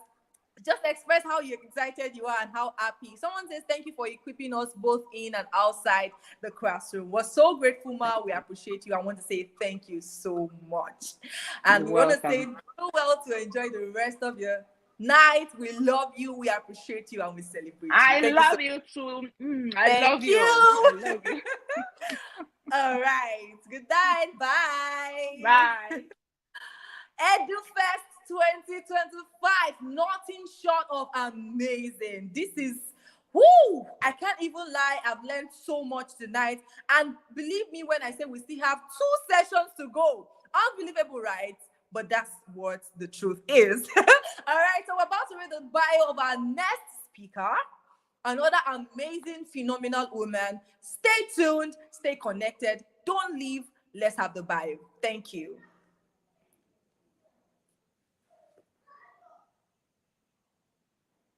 Introducing Dr. Onyekonsola Odebunmi, a certified associate practitioner of family systems engineering and a distinguished lecturer of counseling at the Federal College of Education Special, Oyo. With a PhD and a deep focus on marriage and family life, Dr. Odebunmi's research explores the intersections of family engineering, personality development, and coping self-efficacy, making significant contributions to her field. When she's not lecturing and mentoring, Dr. Odebunmi serves as the lead counselor at Owen Counsel's Concept, where she passionately helps singles gain premarital clarity and guides married couples toward achieving lasting marital bliss. Her dedication to family systems extends beyond academia, reflected in her numerous research publications, academic conferences, and her role as a speaker on various platforms, sharing her wealth of knowledge with the broader society. Driven by her love for family, Dr. Odebunmi is not only an advocate for strong family systems, but also a proud wife to a remarkable young man and a mother to 2 wonderful children. Please join me in welcoming the exceptional Dr. Onyekonsola Odebunmi. All right, delectable ladies and gentlemen, I know that I'm not the only one beholding this beauty of a woman. Ma, we're so happy to have you. Thank you for joining us. Welcome to EduFest 2025. We're honored, we're excited, and we look forward to having a beautiful session learning from you. You're welcome, Ma. The stage is yours. Thank you. Thank you very much. Good evening, everybody. Can you hear and see me? Yes, can I be heard? Can you hear me? Can you see me? Okay, I think I get a yes, ma'am. Thank you very much for that feedback. Good evening once again, and permit me to say happy World Teachers Day to every one of us educators who are here. And I want to say thank you to the organizers of EduFest Africa, the first of its kind, especially to Samantha Lazarus. Thank you so much for trusting what Tosin and Imashaun told you about me, because we've never met, we've never had any interaction before now. So I say thank you so much. I have heard the two speakers today already, and in fact, I can say that we can all go home. I hope we can all hear me. I can say that we have learned a lot and we are okay for tonight, isn't it? Nonetheless, I have been asked to add my voice to the team, Reimagining Education, Empowering Educators for the New Era. And from everything that has been said, I see that the skills that educators need to survive in this century are no more traditional. I'm sure you will agree with me. So I'm just going to see if I'm able to share my slide.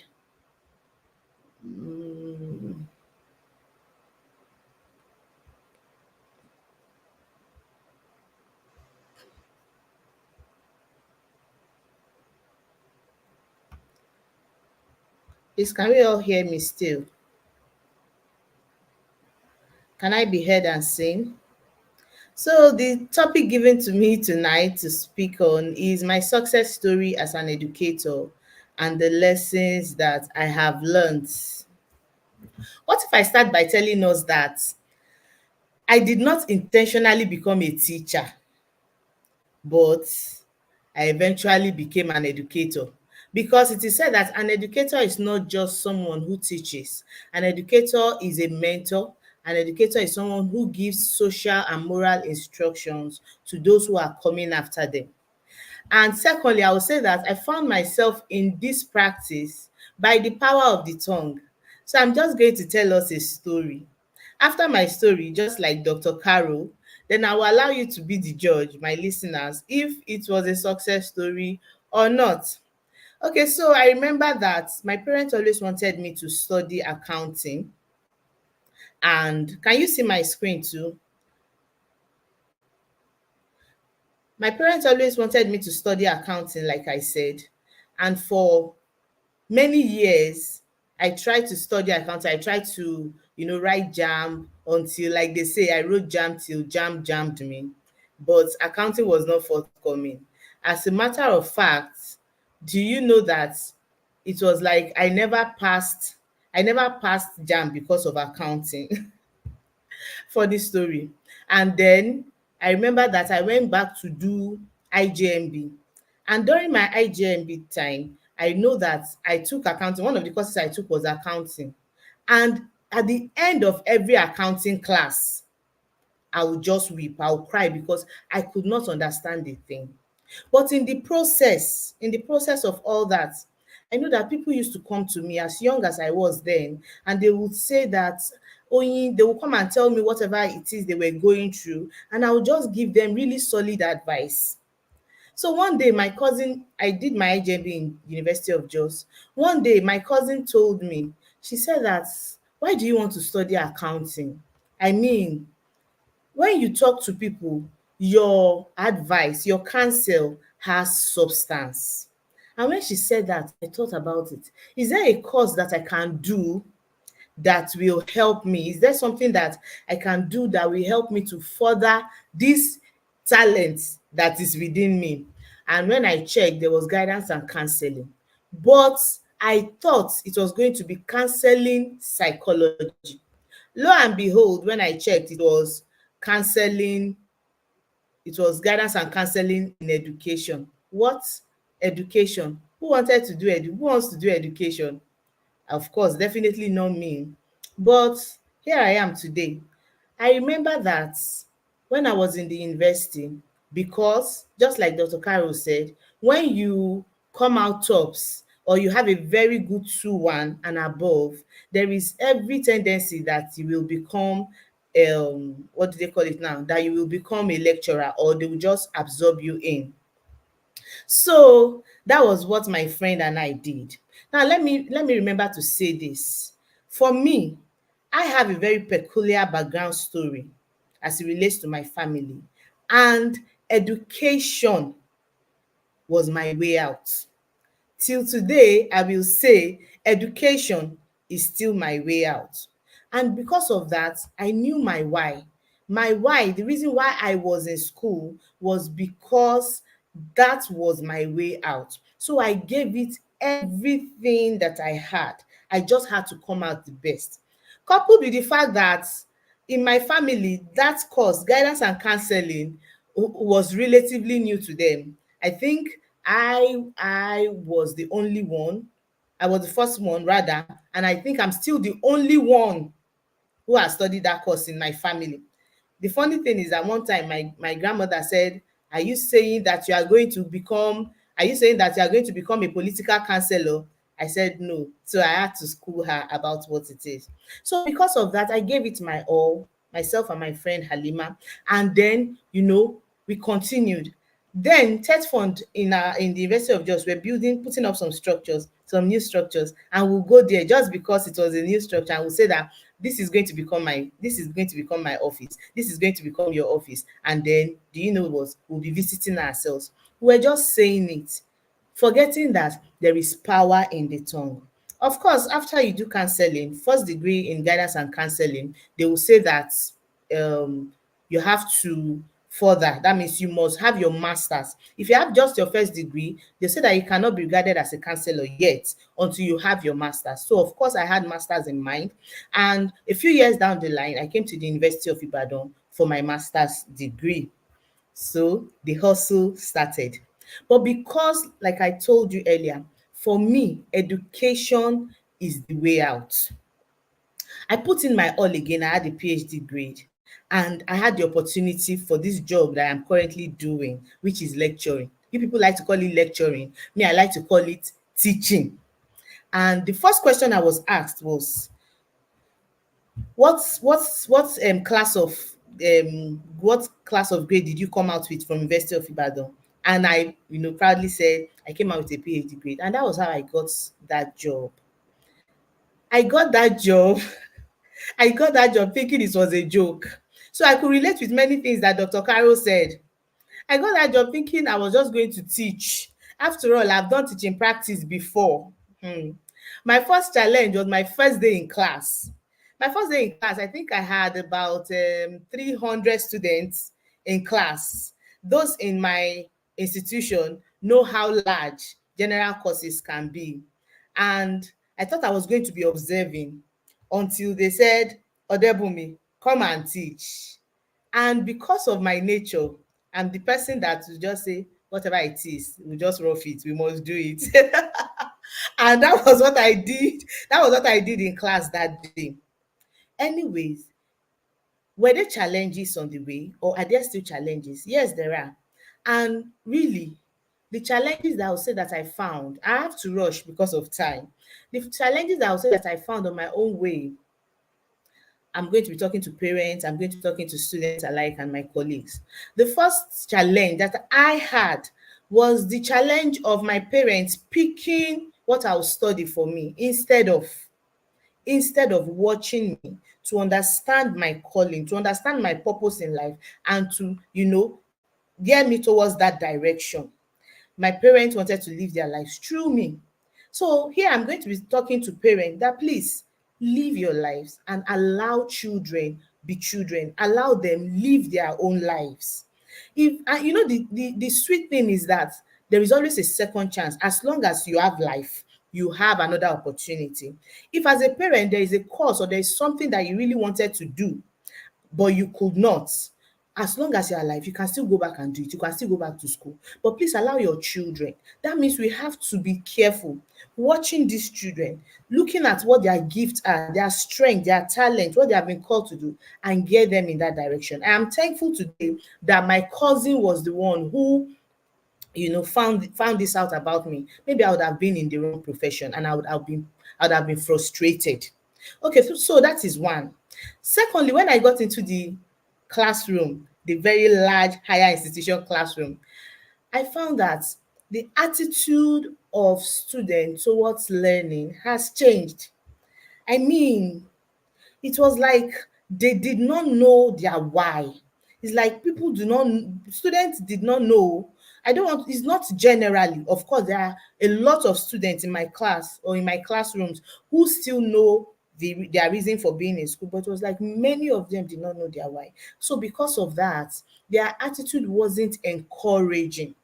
And this also led or gave birth to the attitude of some lecturers, because you know that it can really be frustrating when you are all prepared to go and impart knowledge into your students, and then you've done all you can, and then you ask questions and nobody is asking any question. It is not challenging. Lecturers are more challenged when you ask questions. It shows that you are understanding. So that also makes lecturers, that's another challenge I found. That what's the point? What's the point of studying? What's the point of also learning? When all of these things you are doing is as if nobody notices it. And because as lecturers, they think that people outside think that we have time. There are two things that they think that lecturers have. They think that lecturers have money and that lecturers have time. that was one of the temptations when I was going into this job. I thought, we have money. It's not true. And they think that we have time, forgetting that we do research and we do community service and we have families and we have other courses too. So because of that, you find that some lecturers' attitude to work is also not as encouraging, because we have time. You don't always have to be at work. You don't always have to be in school. Just come when you have lecture. Forgetting that there are some students, there are some other things who will also be calling for your attention. Okay, so that said, how did I overcome the challenge? The first challenge I had, which was the large classroom attendance and all that. It was finding a mentor. I found a mentor just like Dr. Carol, and that is Dr. Odebunmi. It was as if he held my hand.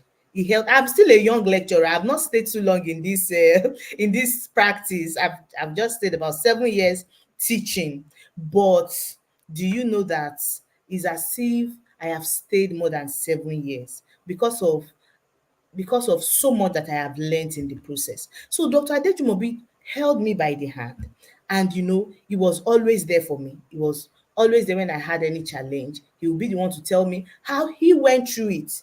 So you see, when Dr. Kari was talking about mentorship, you ride on the back of mentors. They've been there. So they will tell you how they also overcame that hurdle, and then you can quickly learn from it. Is my mentor, Jiwon Odutayo, that says you don't have to be, they say experience is the best teacher, but it does not have to be your experience. You can learn from another person's experience, and that was what I did. Mentorship through Dr. Odebunmi was, for me, divine. He made it so easy. Now, another reason why mentorship is so important, especially for we women, is always as if we are mostly on the receiving end, especially in this part of the world. I was doing my master's. I was almost completing my master's when I got married. I had my firstborn. It was, I think it was 3 weeks. Yes, 3 weeks after I gave birth to my first child that I got this job. Imagine that I had to be going to work with my newborn.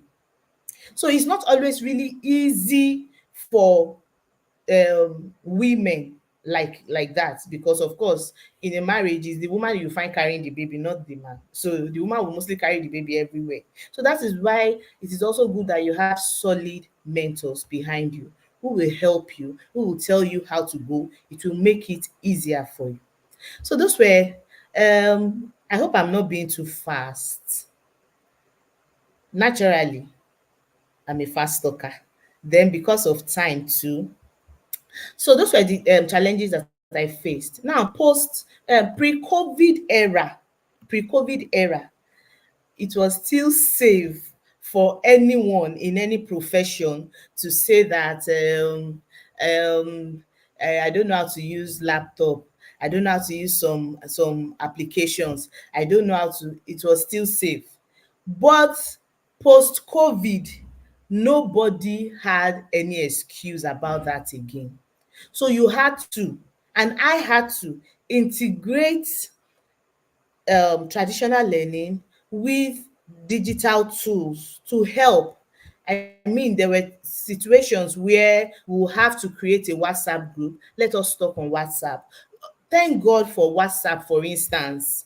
You can be in another town, because I work in Oyo, but I live in Ibadan. You see the distance. And because I don't want to hold any students ransom, so I can say, okay, send your work to me. Let me look at it. Let me look at your topic on WhatsApp. Okay, send it to my mail, and all of those things help. So there is no gainsaying that digital tools are no. Everybody have to update themselves. You have to learn. That's why I said, as long as there is life, there's a second chance, and everybody can learn. I'm a diehard learner. In fact, if not recently, that my mentor said that, okay, do you just love learning, or there's something else to it? I just love learning through watching maybe videos, listening, reading books. And that is one of my successes as an educator. That is one of my successes. The fact that I have become a lifelong learner. Now, another question you might like to ask is, so what was the turning point for me as an educator? Okay, I said initially that I had a very large class. I still do. I still teach those large classes. We have a lot of challenges. Sometimes no public address system. The students are making noise. And then you still have to shout at the top of your voice. But one lesson I learned is that whatever you do, whatever presentation you have not been called for everyone. Because then I used to feel so bad and beat myself up. But I realized that I have not been called for everyone. The people that have been called for will eventually take to what I'm saying. Those that have not been called to, they may not want to take it. And I saw that firsthand. I mean, when you're lecturing a large class and students follow you to your office. In fact, the turning point for me was when a student came to my office and said, "Ma, I would like you to be my mentor." That was my first time. And in my mind, I was like, "Are you sure? Are you sure you want me to be your mentor? Do you know what it means to be a mentor?" Even me, I was asking myself, "Oyin Kosola, do you know what it means to be a mentor?" But it seemed she had thought about it and said, "Yes, I want you to be my mentor." So I said, okay, this is going to be the deal. So I had to tell her the rules. If I must be your mentor, this and this and this. And she was ready to play by the rules. And that was the first person, and she has given back to more and more people. That itself is a success for me. That itself is a reward for me. Like I said, they think that lecturers have money. We lecturers are not really, we are not rich money wise, but we are rich men wise. We have the gift of men because we have instructed men, because we have taught men, we have mentored men, we have coached men, and we keep coaching men. And that is why you find that, like, educators, teachers, lecturers, whatever it is that you want to call us, we have the gift of men. I can say that I have the gift of men because You always want to self-improve.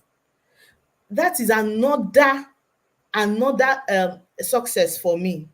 Every time I'm thinking about how I want to improve in delivering instructions to my students. So it is not about this student does not understand, that's his business. No, you are constantly thinking, I want to improve myself because of my student. So that has increased my empathy level. That has increased my selflessness. You cannot be a lecturer and still be selfish, because you are not thinking about yourself. Left to you, you know what you want to teach, you know it, but you are thinking about how to impart that knowledge in another person. So the best way to impart it is what you are thinking of. So you will read, you will learn, you will rehearse, you will do different things. So another benefit as an educator is that it has, I said, number one, it has made me to become a lifelong learner. I am always learning. Secondly, it has increased my empathy and my selflessness. Thirdly, it has helped me to also want to develop myself. I always want to develop myself. When I got into this job, I only had a master's degree.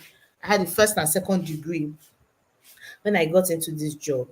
But it was like everybody was running. And then it's like when you see everybody running and you are just standing, everybody will be looking at you like, are you normal? So everyone was running. I had to just join them and run. I did not know what was chasing them. Oh. It was later that I realized that if you don't improve yourself, if you don't develop, you're on your own. If you don't publish, they say you perish. But I've learned a new one from Dr. Carol today. If you don't, I will publish and flourish. So I had to immediately put in for my PhD. And do you know what? When I was doing my PhD, when I started my PhD, I was still a nursing mother. I think I had I had a toddler. But I told you that my person, and if we must reimagine education, if we must empower educators for the new era, you must have a resilient spirit. My kind of person is, we go rough am, we must do it, it is doable.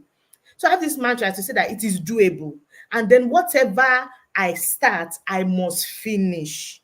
So as an educator, you know that you must continue to push, and whatever you are doing, it is doable, it is achievable, and whatever you start, you must finish, because you are an example, and you don't want to be an unfinished example to those who are coming behind you.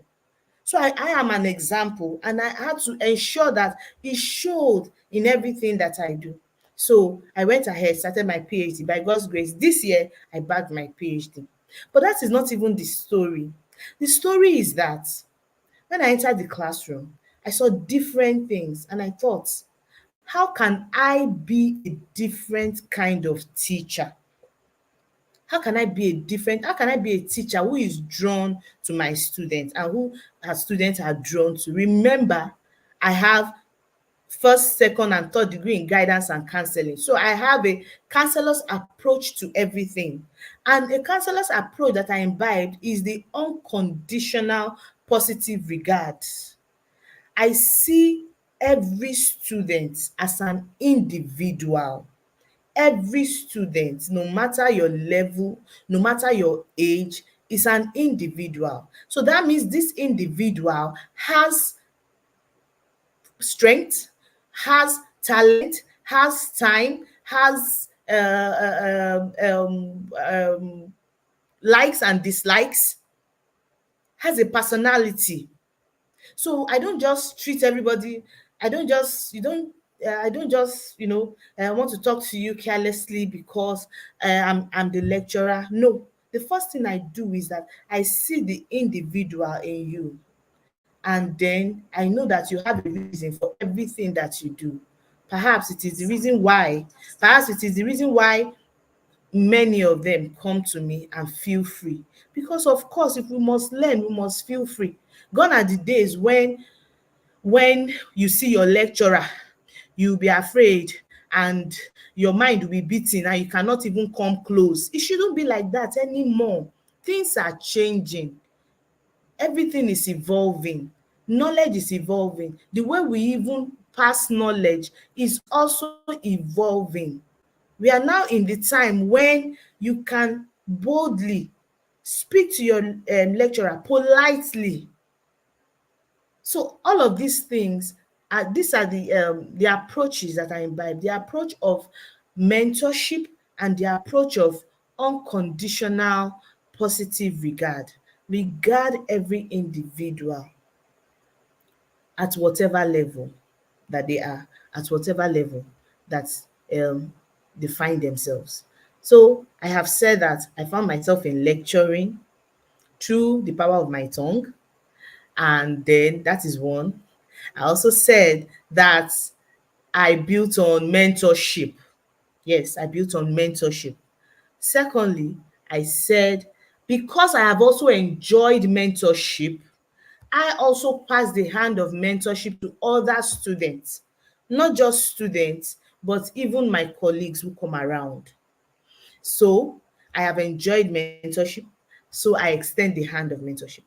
But what has really helped me to become closer to my students is because what do they call it now? It is because I see them as, first of all, an individual who have needs. They have needs too.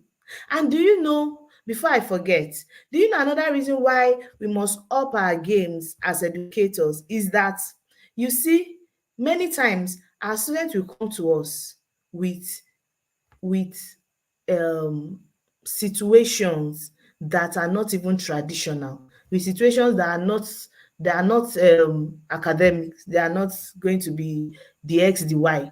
They are going to come to you with issues, real life issues. And that is why I'm always glad that I am a counselor. I am a teacher, but I'm first of all a counselor, because whatever you want to bring is like, bring it on. That is the work of we counselors. The work of a counselor is to help you to go through your process till you are able to stand alone. So I am watching my time. I'm watching my time because I like to also keep to time. That is one of the character traits of educators: ability to keep to time, ability to show good examples. And having said all of this, I would like to say that I hope you have learned one or two things on how to reimagine education and to empower the educator for the new era. Remember the points that I said: if you forget everything, do not forget there is power in the tongue. Do not forget resilience. Do not forget mentorship. And do not forget that every individual, every person is an individual. So treat them with unconditional positive regard. Thank you very much. Thank you so much, Dr. Odebunmi. I'm short of words on how to express how I feel after listening to your story this evening. I like the genuineness that comes with telling the story. I like the power that comes with telling the story. And I'm very sure that your story would have empowered so many people listening to us tonight. We really do appreciate you. One thing that stood out for me was one of the things that you said that made me remember the words of Isaac Newton that says, I strive, I see further because I sit on the shoulder of great men. You've really successfully helped to emphasize the importance of mentorship, the importance of being open to learning, the importance of embracing learning, because I know that if you had stayed the way you are when you finished, you wouldn't have evolved into this version of yourself. And I like that you also mentioned that we need to keep growing, we need to keep developing ourselves, we need to keep evolving as we grow as educators in our respective fields. Thank you so much, Ma. We have learned a lot tonight. I am reading from Olumayowa Akinde. Says, see your students as individuals who has needs. Please, guys, keep your comments coming in. Thank you so much. We're so blessed, Ma. We're so honored, and we appreciate your time tonight. Daniel Olasune says, thanks for this. Oh, okay. Our comments just left. Okay. Thanks for this, Ma. You've provided guidelines for educators and students just in this single interaction. This is amazing. EduFest or this. Thank you, Ma Samantha and her team. Thank you so much, Ma. I want you to know that you've made positive impacts on hundreds of lives that are watching today. And we're so fortunate to be listening to you. I was telling people when we started that you would not always have the opportunity to meet people like this. So when we have the opportunity to meet people of your caliber, people whose stories are amazing, we must ensure that we draw everything that we can draw from your story. So tonight we've drawn inspiration. Tonight we have drawn courage. Tonight we have drawn resilience. And tonight we have drawn passion to keep pushing, to keep growing, and to keep thriving. Thank you so much, ma'am. We do appreciate you. Everybody's saying thank you in the comment section. We want you to know that we love you and we're happy to have listened to your story tonight. Thank you so much. So there's a question from Ene Atta. It says, what does it take to be someone's mentor, ma'am? Yes, thank you very much. Because I also saw another question on the comment section that says that does it have to be monetized? Okay, so for me, I enjoyed mentorship that wasn't monetized. There are monetized mentorship too, That's what some people do for a living, okay? But for me, it wasn't monetized. Now, you will see that, number one, I couldn't get access to my slide. Number two, I am actually an all-round counselor. Okay, so I'm going to just give an example from that. You will warm yourself into the heart of men. I have a mentor. I did a certification course where we were assigned mentors. Now, these are mentors that if you want to pay for their session, 1 hour session, you'll be paying above 100,000. So we're to enjoy our mentors for 6 months. Do you know what I did? I know that I cannot afford that money. I cannot afford it. So the 6 months that I have to spend with this my mentor, I said, I'm going to warm myself into the heart of this man. So much that when he's sleeping, he must think about me in a day. So everything is not money. Our attitude to life, our character, even one thing I thought I was going to mention today is emotional intelligence. All of those things. So what I did first of all was that I made sure that whenever I was greeting him, I was always greeting him a particular way. I was always greeting him a particular way, so much that he will know that this is Odebunmi greeting me. And I made sure that I was always greeting maybe every three days, every 1 week. Do you get? You warm yourself into the heart of men because you don't have the money. If you don't have money, then you must have something else, isn't it? You must have a good behavior. Let me say it in the Yoruba way. You must have a good behavior. So that was what I did. At the workplace, of course, it can't be money. Immediately they even employ you, they will tell you when you do the first school meeting or faculty meeting, they will tell you that find yourself mentors. In fact, they will come to meet you. These mentors will come to meet you that would you like that we work together? Would you like that we do research together? So everything is not money. I hope I answered that question. Definitely. Thank you so much, Ma. Enehata, I hope that you were satisfied with that response. Indeed, everything is no money. Sometimes you serve your way into the heart of people. Thank you so much, Ma. Okay, we have one more question from Tosin Owoyemi. The question says, please, how do you think we can assist children that their parents are still forcing a particular course or career on them in this generation? Amazing. Yes, I think that such parents still need education. Now we have parenting education. It's not their fault. It's because they don't know. If they knew better, they would do better. So we can't blame them. If you can get somebody to speak to them and to help them see, to convince them, that will be fine, because you might not be able to convince them. These parents, once they want, I think what taught my own parents lesson was that I didn't pass JAMB. When they saw that I didn't get admission, I was sitting at home for years, they became tired and said, just go and do anything that you want to do. Just leave the house. So we shouldn't wait till it gets to that point. If you can get someone who can talk to your parents, that will be fine. Amazing. All right, so see, Oyemi, that's robust, rich feedback to the question that you asked. So, what are we going to say to Dr. Odebunmi in the comment section? We know the rule of the game. We're going to drop a love letter to Dr. Odebunmi, helping us to express that, ma'am, we love you. We are grateful that you have graced this powerful conference tonight, and we look forward to connecting with you. We look forward to learning more from you. Thank you so much, ma'am, for showing up today and devoting your time to impacting our lives. People are already saying thank you in the comment section. Guys, keep it coming. We appreciate you, ma'am. We love Thank you. you so much for We having honor me. you. Thank you so much. Do Thank well you. to enjoy the rest of your day. Thank you so much, ma'am.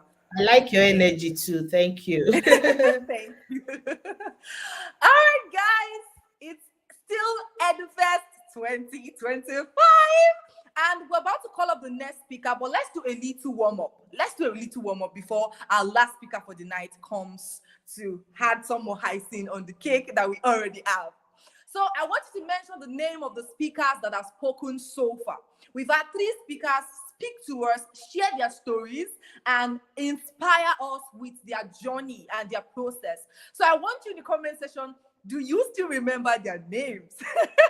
Let me have you drop the names in the comment section. The 3 names, please don't go and check the flyer. That's an expo. Be a child of God.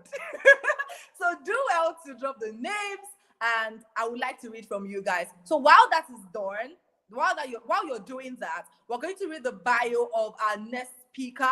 We have another amazing juggernaut, an amazing giant in this world of education joining us tonight. All right, so can we have the bio? I have to hold on a bit. The next speaker is trying to connect with another laptop. Can you hear me, ma'am? Yes, please, I can hear So you. you can just keep it up. I'll All right. let you know this time. And also, we have 2 speakers left. Dr. Mazi Eze is still coming on board tonight. So that's it. Thank you, ma'am.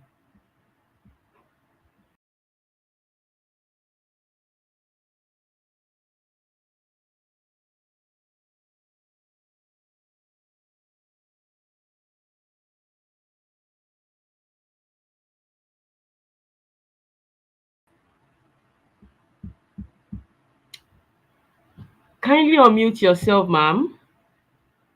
Oh, apologies. All right, can you hear me now? Yes, we can. All right, thank you so much. So I was saying that we would continue with our game session in the comment section. We'll list out the name of the 3 speakers that have spoken so far. I'm seeing Becca Bankole. Wow. Amazing. Professor Christopher Korten, Dr. Carol Anyagwa, and Dr. Odebunmi. Amazing. Thank you, Rose Ajoyi. Thank you. It's indeed true. It's evidence that you are following. All right. So, next question in the comment section. Tell me one thing that stood, just one thing, because I know that some of you are so good at writing epistles. So tell me one thing that stood out in each session. One thing that stood out for you in each session. Professor Christopher Korten had spoken extensively about his own story and how that he started his content creation journey, and how that when he started, he wasn't getting as much engagement or as much feedbacks that he envisaged, but he kept pushing, he kept forging ahead, and look at him today. It's not just a beacon of inspiration to so many people. He's an amazing tutor, and one that is par excellence. I'm reading from Oluwasegun Caleb. It's doing me as if I should spray money on the moderator. Please send me some money. I want money anyway. Spray me, spray me, spray me. All right, so let's know what points stood out for you in the comment section. What points did? Okay, I'm reading from Oluwatoyin Ayobami. It says, as a teacher, teaching should be an avenue to build lives and not a financial way out. You know that Dr. Odebunmi said something that struck me. She said, we as educators, we might not have all the money in the world, but we have the gift of men. And that's very true. Society has helped us, made it look like educators are the most unfortunate. Like they are the ones that of all the fields, of all the professions that exist, they are like the least. And you will see people even saying, oh, I don't want to become a teacher. We all did that in primary school, right? When our teachers asked us, what do you want to become? You hear things like, I want to become a doctor, I want to become a lawyer, I want to become an engineer. But then when you see someone say, I want to become a teacher, that person is like an alien, like, okay. And then you see some of these kids to be like, God forbid, it's not my portion in Jesus' name, as though this profession is not rewarding. I know that there's the general saying that the reward of teachers is in heaven, but I think I totally disbelieve that. God bless, like, educators are always having access to humans. Why? Because they have the opportunity to replicate themselves in other people. They have the opportunity to mold lives. And these people don't ever forget their impact. So for some of you that are of the notion that being an educator is not a big deal, I think you should change that perspective tonight, because we have been able to interact with successful educators, people who are achieving giant strides in this education field. All right, so I'm reading from Davina Unwogu. Okay, first lesson learned, just do it. Second lesson learned, strike when the iron is hot. Amazing. And third lesson learned, be a lifelong learner and get a mentor. Amazing, amazing, amazing. That's very powerful. That's very powerful. Thank you so much for sharing. I'm reading from Mazi Eze. An educator is not just a teacher, but they inspire, motivate, and impact lives. That's very true. Thank you for sharing. Adaramoye Mary says, parents should guide the children to make decisions, not make decisions for them. That's very true. And that's very profound. Thank you for sharing with us, Adaramoye. Barry, you have such a good name. I like your name. Barry Maribel says, when you feel nervous, just do it. Just, if you're living with nothing today, live with this mantra. Just do it. When you're scared, just do it. You don't feel like it's going to come to pass, just do it. If you remember when we had our convener speak with us, she mentioned that, when I was planning, I was asking myself, will this even happen? Do you remember? But look at us here today, because someone decided to go for our dreams, because someone decided to do it scared. Now, hundreds of lives are now gaining from her lights. Hundreds of lives are igniting from her lights. That's it. Ensure to take that big, bold step. That thing you have in your head, get it done. Just do it. All right, I'm reading from Mercy Sonny. Self-development to make an impact in the lives of individuals. I think all of the speakers that have spoken tonight mentioned this. Sometimes when you are growing, your focus must not just be getting engagement or getting results. The question you want to ask yourself is, how am I personally growing on this journey? So if you're putting out content and there is no engagement, can you see it like, there is no engagement, but I am sharpening my skills. Yeah, I'm sharpening my public speaking skills. I'm sharpening my presentation skills. So while you take your face off what's not working, you want to focus on what is working. Amazing. Babatunde Rachel says, from Dr. Mrs. Oyinkosola Odebunmi, I learned that I don't want to be an unfinished example. Woo! That's dramatic. That's dramatic and powerful. I don't want to be an unfinished example. I want to be a beacon of inspiration. I want to be iconic. I want to be a point of reference for generations to come.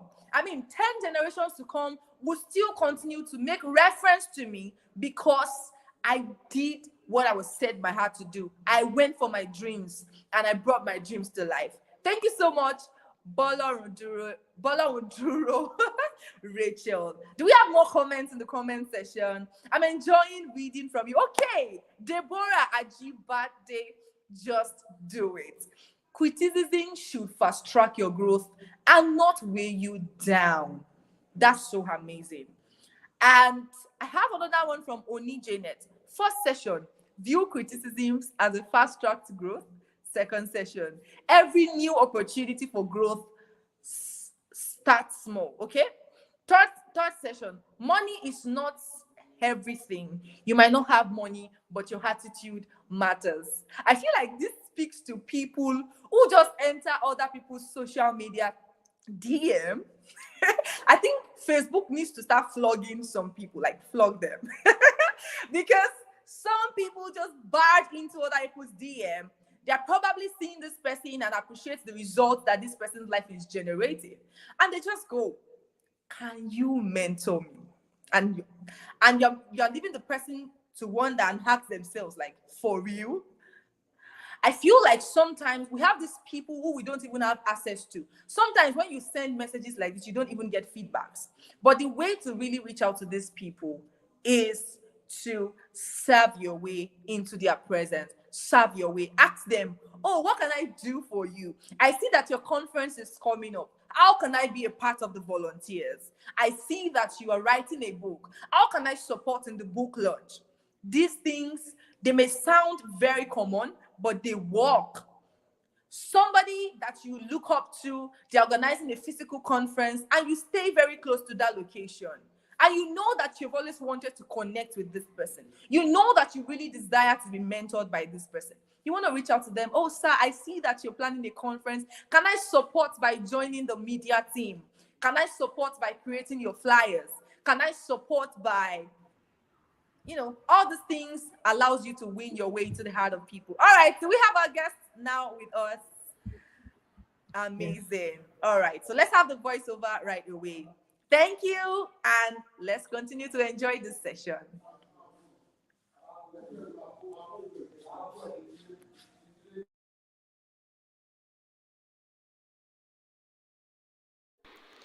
Introducing an exceptional leader in the medical field, Professor Olushola Ayonlowo, a professor of medicine at the College of Medicine, University of Lagos, and honorary consultant physician and dermatologist at the Lagos University Teaching Hospital, LUTH. Professor Ayonlowo's remarkable journey in medicine began with her graduation from the College of Medicine, University of Lagos in 1995. She completed her residency training with the West African College of Physicians and became a fellow in the Faculty of Internal Medicine, specializing in dermatology. With her pursuit of knowledge taking her across the globe, she earned an MSc in clinical dermatology from the prestigious St. John's Institute of Dermatology, King's College, University of London, and a doctorate in medicine from the National Postgraduate Medical College of Nigeria. A highly respected clinical researcher, Professor Ayonlowo focuses her work on understanding the genetic underpinnings of skin and systemic autoimmune disorders such as lupus erythematosus, psoriasis, and albinism. Her research strives to uncover the links between these conditions and their varied manifestations, profoundly impacting the life of countless Nigerians. Leading the Nigerian Psoriasis Research Team, she has been instrumental in the development of the Nigerian Psoriasis Registry, a key resource in improving the understanding and treatment of this condition.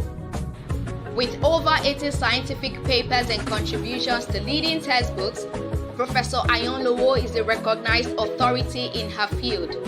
She serves as the editor-in-chief of the Nigerian Journal of Dermatology and holds numerous leadership roles, including head of dermatology and genitourinary medicine at LUTH and CIMO, and director of postgraduate training in internal medicine.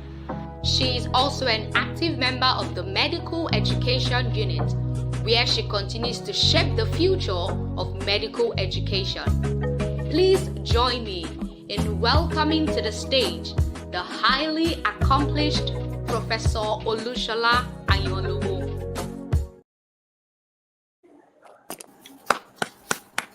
Make some Okay, noise so in the comment section.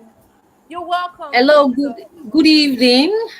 Good Can you evening, hear ma'am. me? We're so glad to have you. Yes, we can hear you. Thank You're you. I don't welcome. know, Thank you for my joining. my cam whatever is acting up, so you might not be able to see me because I've actually enable my cam, but it's okay.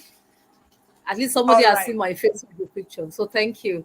So I'm going to You're share welcome. my success story as an educator and the lesson learned. Okay, I don't know. Can I just go ahead and start talking?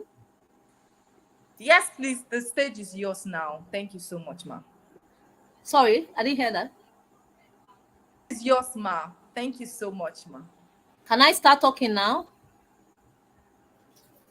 Yes, please. You can go ahead. Thank you So so much. thank you so much for having me at this EduFest program.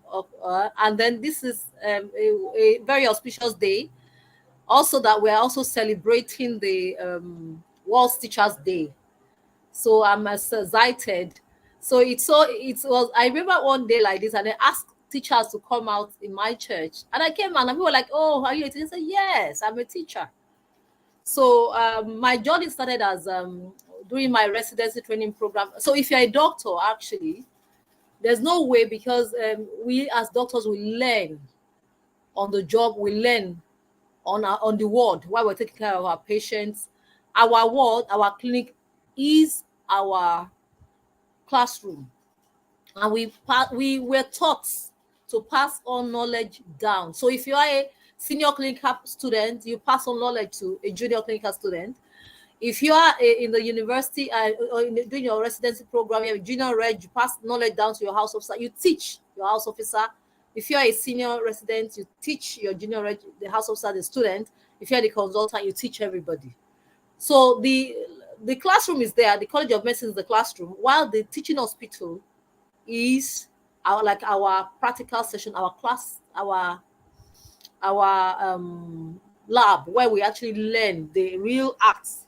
So my medical education actually dated back to when I was a resident, and my specialty was not present where I did my residency training program first. So I started teaching the medical student then. I had to learn how to teach. And then at the point at which I wanted to enter, I finished my residency program, I became a consultant. And as a consultant, you can also have you're also the clinical lecturer, clinical teacher. So of course, we're taught how to teach, how to be a teacher. And then the very defining point in my academic as a medical educationist is when I became we started a new curriculum. We call it the Spices curriculum, where our medical students at the College of Medicine, University of Lagos, they have to learn how to become a clinician right in their 200 level.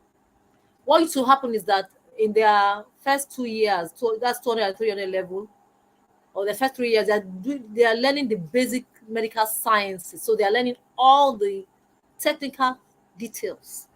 So sometimes it's abstract to them. So now we're looking at where we call it horizontal and vertical correlation of the education. So from their entry medical school, they're already learning about being able how to see patients. And then we have to develop a particular course called basic clinical skills. And I had to help to develop the learning objective, the curriculum, and that's one of the turning point in my work as a medical education. So I teach medical students I teach 200 level medical students, 200, 300 level in basic clinical sciences. So we start to teach medical students how to see patients very early in life, in their medical training. And then I am a clinical lecturer, so I teach final year medical students at their I teach them at 400 level clinical medicine. I also teach them at final year. In fact, we are the exit class. So after our postings in internal medicine, I'm an internal physician first before I specialized in dermatology. That's the care of the skin. So I will teach them, and then they have their last professional exam before they graduate. And that was my turning point as an education, because it was challenging to be the one to carve out what a 200 level medical student should learn.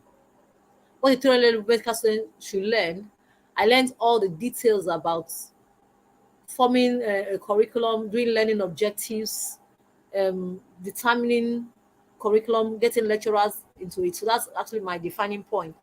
medical education. And what has happened to me over the time is that I've learned to learn, unlearn and relearn, redefine my medical education, and to sort of reinvent myself. So I'm not just a doctor now. I'm also an educationist. So I also teach postgraduate medical doctors. So into what we call residency training.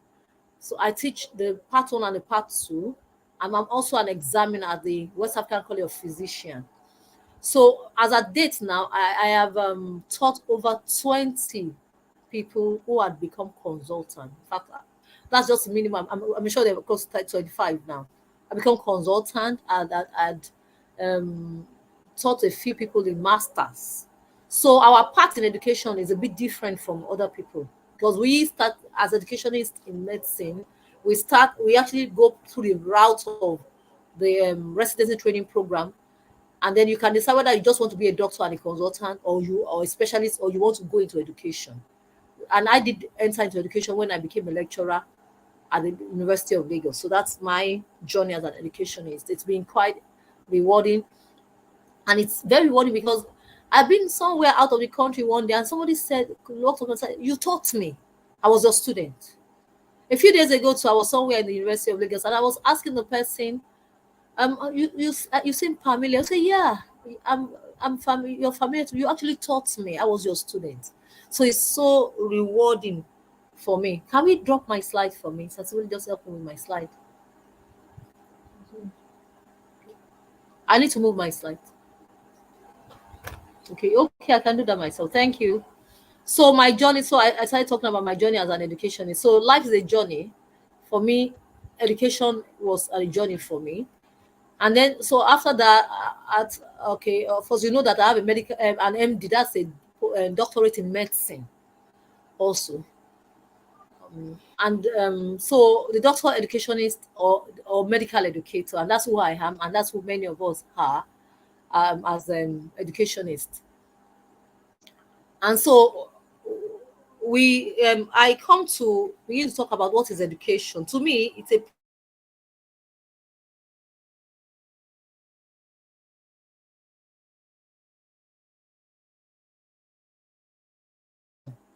So we've come to a point that, as an educationist, that we know that is a lawyer. Somebody taught the lawyer. There's a technician. Somebody taught the technician. The tailor. Somebody taught the tailor. So education, to me, pervades all aspects of profession, whether it's a regular academic profession, like you are a white collar person, or you are or you are an artisan. Somebody taught you. So education is like the mother of all profession. I told somebody recently that if I wasn't a doctor, I would be a teacher. I ask people that when you're choosing courses in the going to university, there's some courses that they're not really so defined as per, they're not professional as like, what will you do with that course when you graduate? So in that case, I tell myself, rather than do some courses, I will rather go and do education. So everybody is being taught about education. So what's education? Education prepares you or prepare people for their future, for their life. Education is the mother of all profession. Okay? It's a discipline, and it deals with methods of teaching, learning in school or school-like environment. It could be formal or informal. It also means you transmit knowledge, skills, and character traits or attitudes. And this manifests in various forms. For example, when we train as doctors, and that is how we train our medical doctors, we don't just pass you because you can pass anatomy, you can pass sometimes we watch your attitude. We watch your character, how you refer to your how you deal with your patient, how you deal with patient relatives, how you deal with emergency. When you're under tension, how you deal with them. Are you a team maker? Are you a team worker? Can you work in a team? Everything is part of education. So education is not just about imparting knowledge and skills, but about character. Because if you impart knowledge and skills alone, the character that is not formed or the attitude that is not formed will mess up the person. So as an educationist, we also impact. So it's about the actual process of imparting, acquiring there's general knowledge. You also develop the power of reasoning and judgment. And then you prepare yourself intellectually for all aspects of that. So education is actually a preparatory ground. It prepares you for everything you have in life. So if you're a tailor, you're not just learning how to sew because somebody is teaching you how to sew. You're learning how to deal with customers, how to charge. So education is about everything in life. Okay? So we have education has had the various definitions across generations. So we know that Aristotle is like the father of education. So it's about training somebody to fulfill and be a member of the society. So a child goes to school from the nursery school is being taught by an educationist. Call it any name, whether it's a crutch person, is teaching that child how to walk, how to talk, how to clean his mouth. In fact, I'll say the first educationist is the mother actually, because the mother actually starts teaching the child how to become something in life. So, and then we have various definition of education, which I might not be going through it. It's just about people broadening their knowledge. So and then it's also out to be about getting to from where you are to where you're going, because education actually is not just about you going to school and learning something. It's giving you a tool to live your life, to become great in life, to become something in life.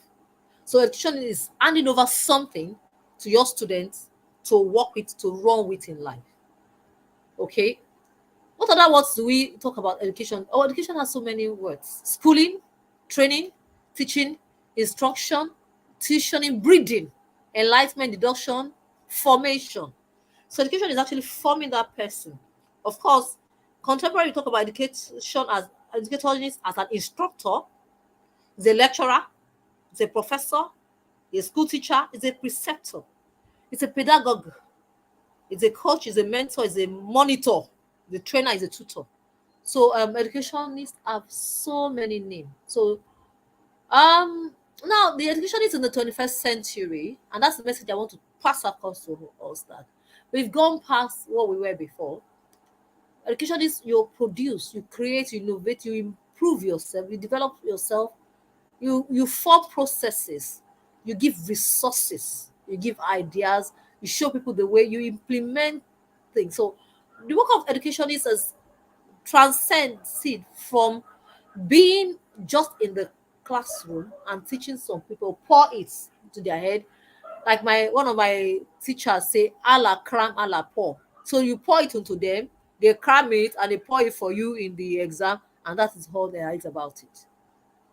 Because that person that you did do that for may not amount to anything in life. So education is actually you're forming somebody.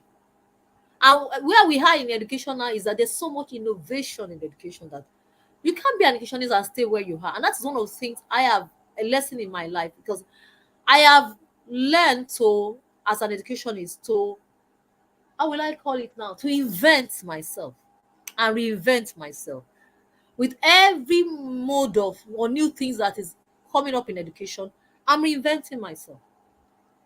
So I'm a different generation. I'm not Gen Z. So I probably was in the age where people would go to lesson and carry slates and chalk, and that's where they're writing. And the teacher is teaching them, they're writing on chalk on that slate, and then at the next lesson they will erase that slate. That baby, that 3-4-year-old child only have a slate to take to school. That is where my generation. And then we got to the chalkboard. So this is like evolution. So you see, when we started lights, we started with somebody using wood together and striking a match and forming light, or maybe we talk about even striking two stones together. Then we start with the candle.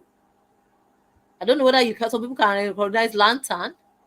We have the bulb, and then we have this lifesaver. So it's like education is evolving.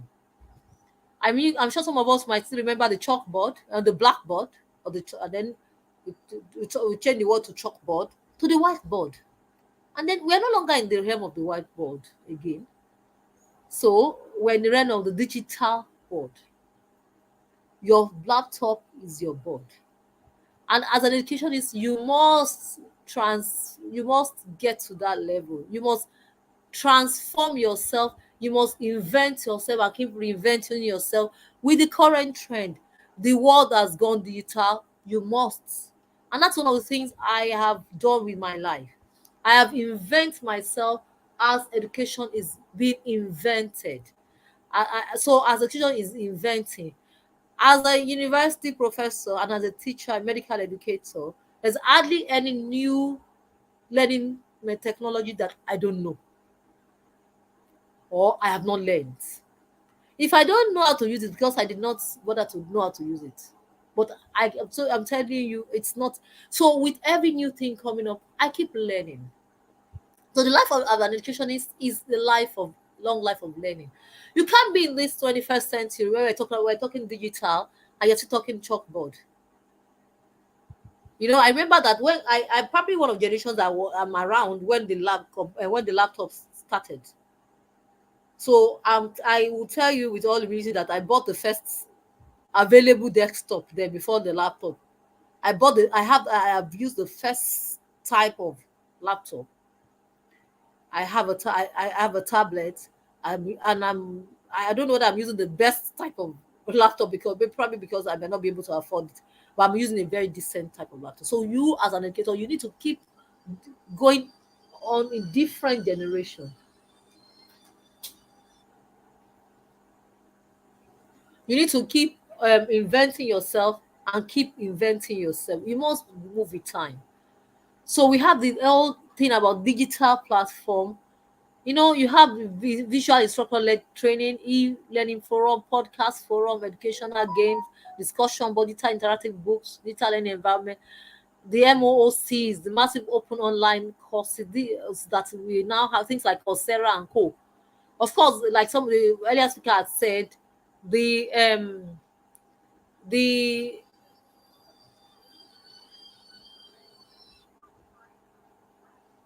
the COVID period was a big um eye opener for all of us. Everybody didn't have a choice because life must move on. And post COVID, things has never been the same. Now, we have now hybrid form of education. So sometimes we see our students physically. If there's a riot today and they say nobody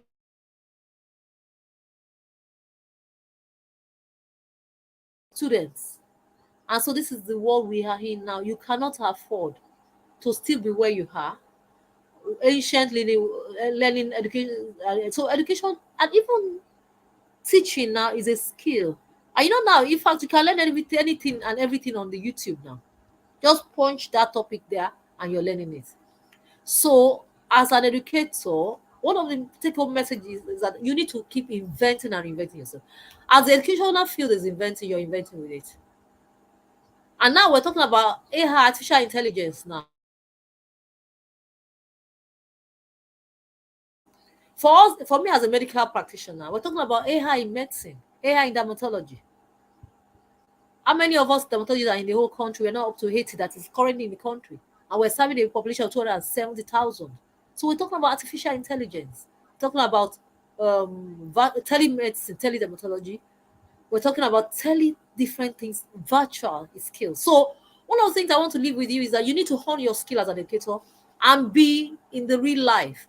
You must keep evolving. So, and thank you. I don't know whether I was able to show you everything I wanted. Oh, I didn't show you. Okay. Yeah, I think I'm showed you everything I want to show you. So this is where I would stop. Thank you. I can take your questions now.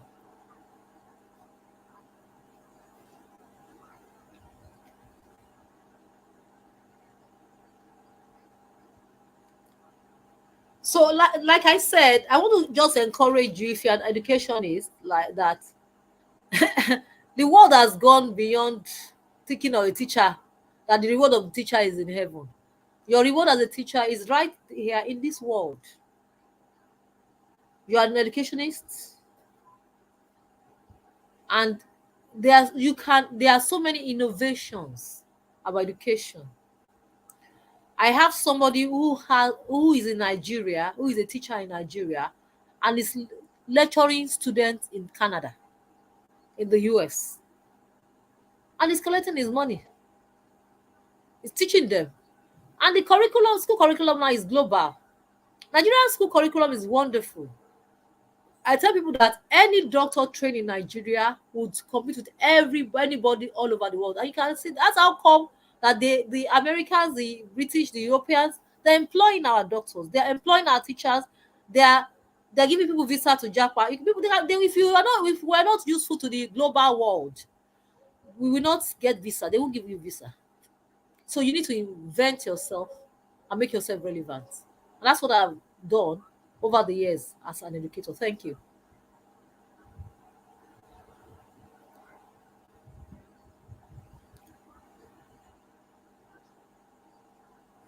So I have a question there. All right. Thank you so much, Professor Olushola Ayonlowo. Thank you so much for pouring into us tonight. We have a question for you. It's from Olua Bukola Midayo Olagbende. It says, please, what do you do to a teacher who refuses to upgrade herself? What will I do to a teacher who refuses to upgrade herself? I'll call her in for counseling and talk to her. I might help her to let her know the things that are available for him or her to upgrade herself.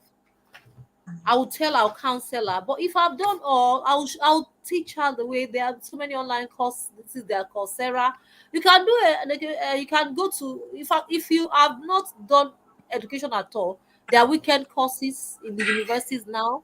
There are the National Open University now. There is online course. There is what we used to call sandwich course. You know, they call them in those days. We used to call them asoso. You know, the work they do when we are on holidays. They are in school. While we're in school, they're on holidays. So we will tell the person about it. But if he doesn't, we'll leave him because it ceases to be relevant. That's just it. So there's this. So I one of the songs I love to sing. You know, they sing it a lot during the engagement ceremony when teachers come to dance. I love that song. If you're Yoruba, you sing that song to me. It says, Eledami, Eshe, Mafishe, teacher, Shonrere. People have done so fantastic with work of a teacher. Okay, as an educationist, I have a question now. How can one distinguish his or herself and be unique in the field? Thank you for that question. So one of the things I tell people to do is that take time and reflect on yourself. Okay, and see what works for you as a person and what you love doing. Literally, when you're starting up, you tend to copy and do what your mentor tells you to do. The truth about it is that most of us don't discover ourselves until later. Okay, for example, some of us that are going to the university may not even know what we want to do. I have one of my daughters, spiritual daughters, who I feel she would have done better as a nurse or a doctor, because she has this passion for taking care of the skin. But because her parents or somebody wants her to do some other course, she wants to do it. And when she was doing that course, she was struggling with it. And I had that conversation with her. Now she's an adult and she's doing so well where she is. Thank God for her. I said, do you think that you would have done better if you had done this? I said, yes. If I understood then, I would have done differently. So one needs to sit down and understand yourself. And like I said, you need to invent yourself. See what works for you, how you want to work.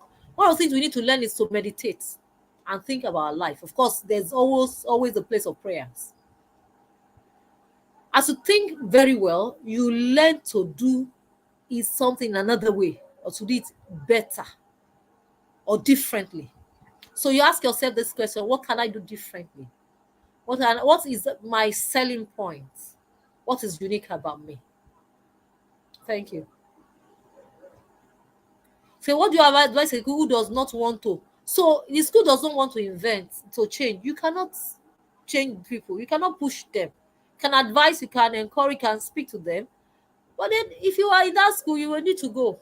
You need to leave, look for another school that is changing trend. You can't be in the 16th century. This is 21st century, where like this is the first quarter of the 21st century is almost over. You can't still be in the chalkboard or chalk slates level. So you leave that them and you move to another school. So I would advise every school, everybody to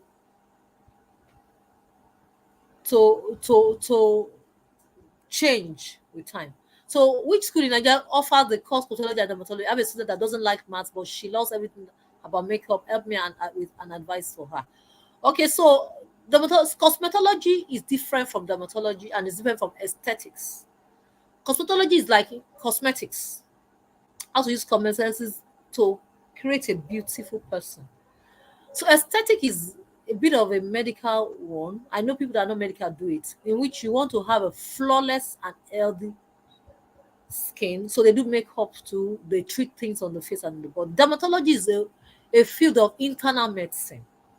So if you want to be a dermatologist, you have to first be a doctor. And then you have to be a physician you do your residency and do the first 3 years as a general physician, and now do another 3 years as a specialist resident. So that's where we call them the senior residents in teaching hospitals. They work in teaching, and you spend 6 to 8 years to specialize before you can be a dermatologist. Of course, as a dermatologist, you have you are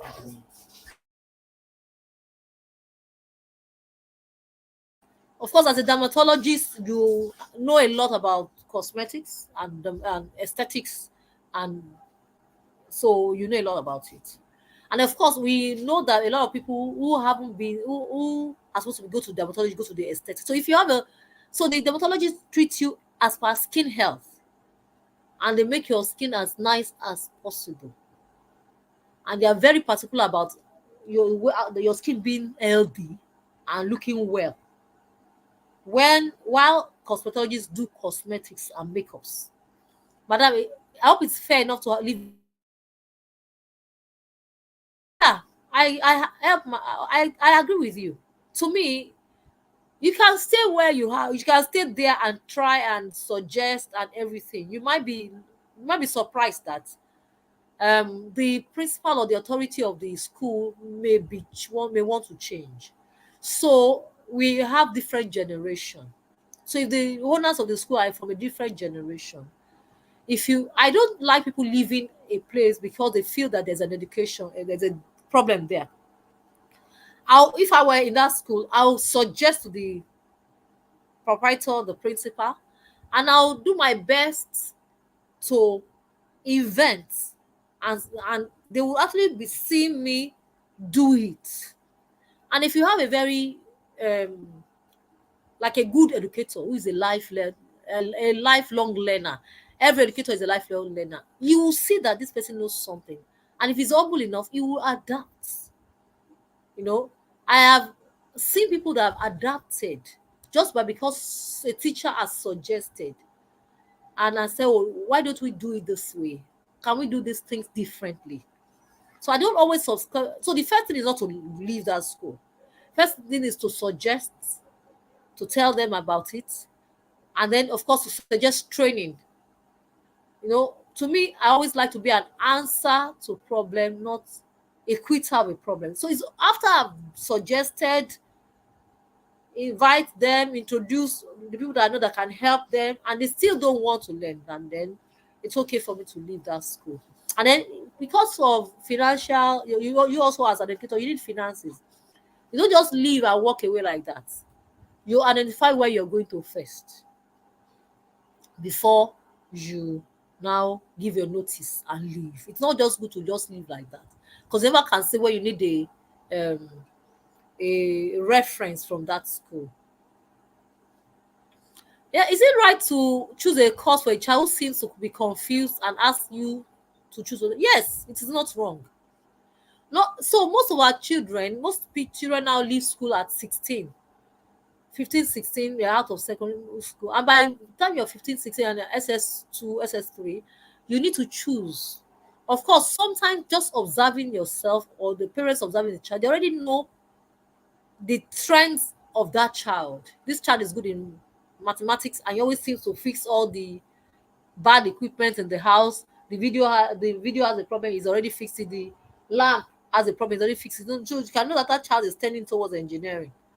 Or the person is very techy. So some children already from now, we are teaching children from primary school or secondary school to know how to handle computer, they're techy. So we already know that this person will do well. So we have someone that is very caring.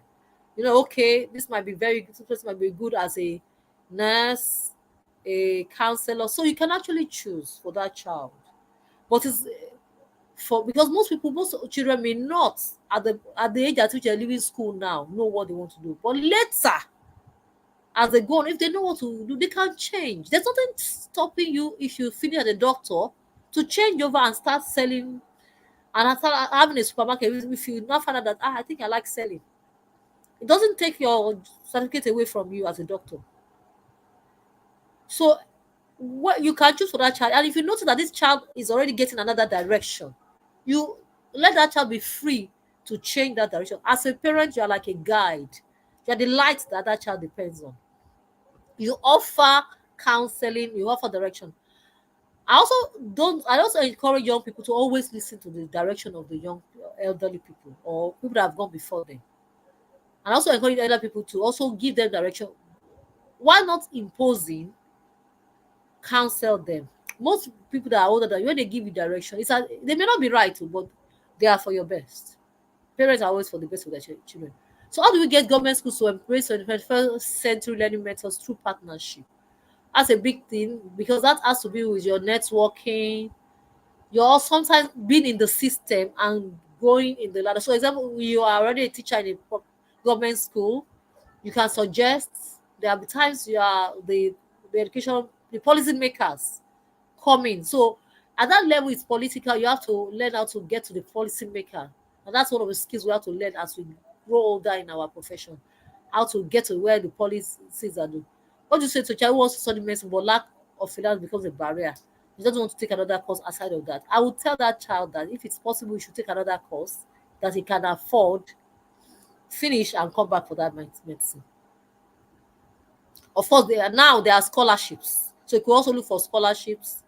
And sometimes you don't even get the scholarship if you have not entered for that course. We've had people who have been very, very, they are usually a bit older. They're very, very aggressive. They've actually sponsored themselves through medical school. One of my professors in my institution, who is a very high, he told me that while I had the first degree in another course, and while I came back to medicine, I started teaching secondary students, so that I could pay my school fees. What can you say about the future of education in Nigeria when most schools have turned education into business rather than helping discover the potential? Well, I don't think most schools. So, I deal with statistics. No, I'm also a clinical researcher. Using the word most schools have turned education into business. So education is also a business. It's because you need money to run a school. You need to pay the teachers every month. And you need to pay do all other things. So, of course, the school is a business. So any profession you have is a business. So there's a business side of every profession. So I don't know whether the question is I feel that the question is a bit in a negative way.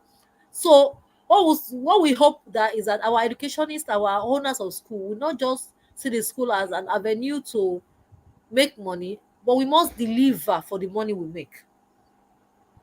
We must train the children for the money we make. And I'm hoping that we get to the Nigeria where we don't help our students to do WAEC and JAMB. We allow them to use their brain to do WAEC and JAMB. Because when you start your school, people turning school to where they pay to do WAEC and JAMB or to cheat for the students, we are building a generation who are not confident in themselves. They can't defend the certificate they have. So I would say that school and education is a business. Any profession is a business. There's a business money side, because if you're an educationist and you don't have money and your teaching is not bringing you money, you'll be frustrated and you won't give your best. So I expect that what we should be talking about is that they're just making money out of the school, out of the students, without delivering to them.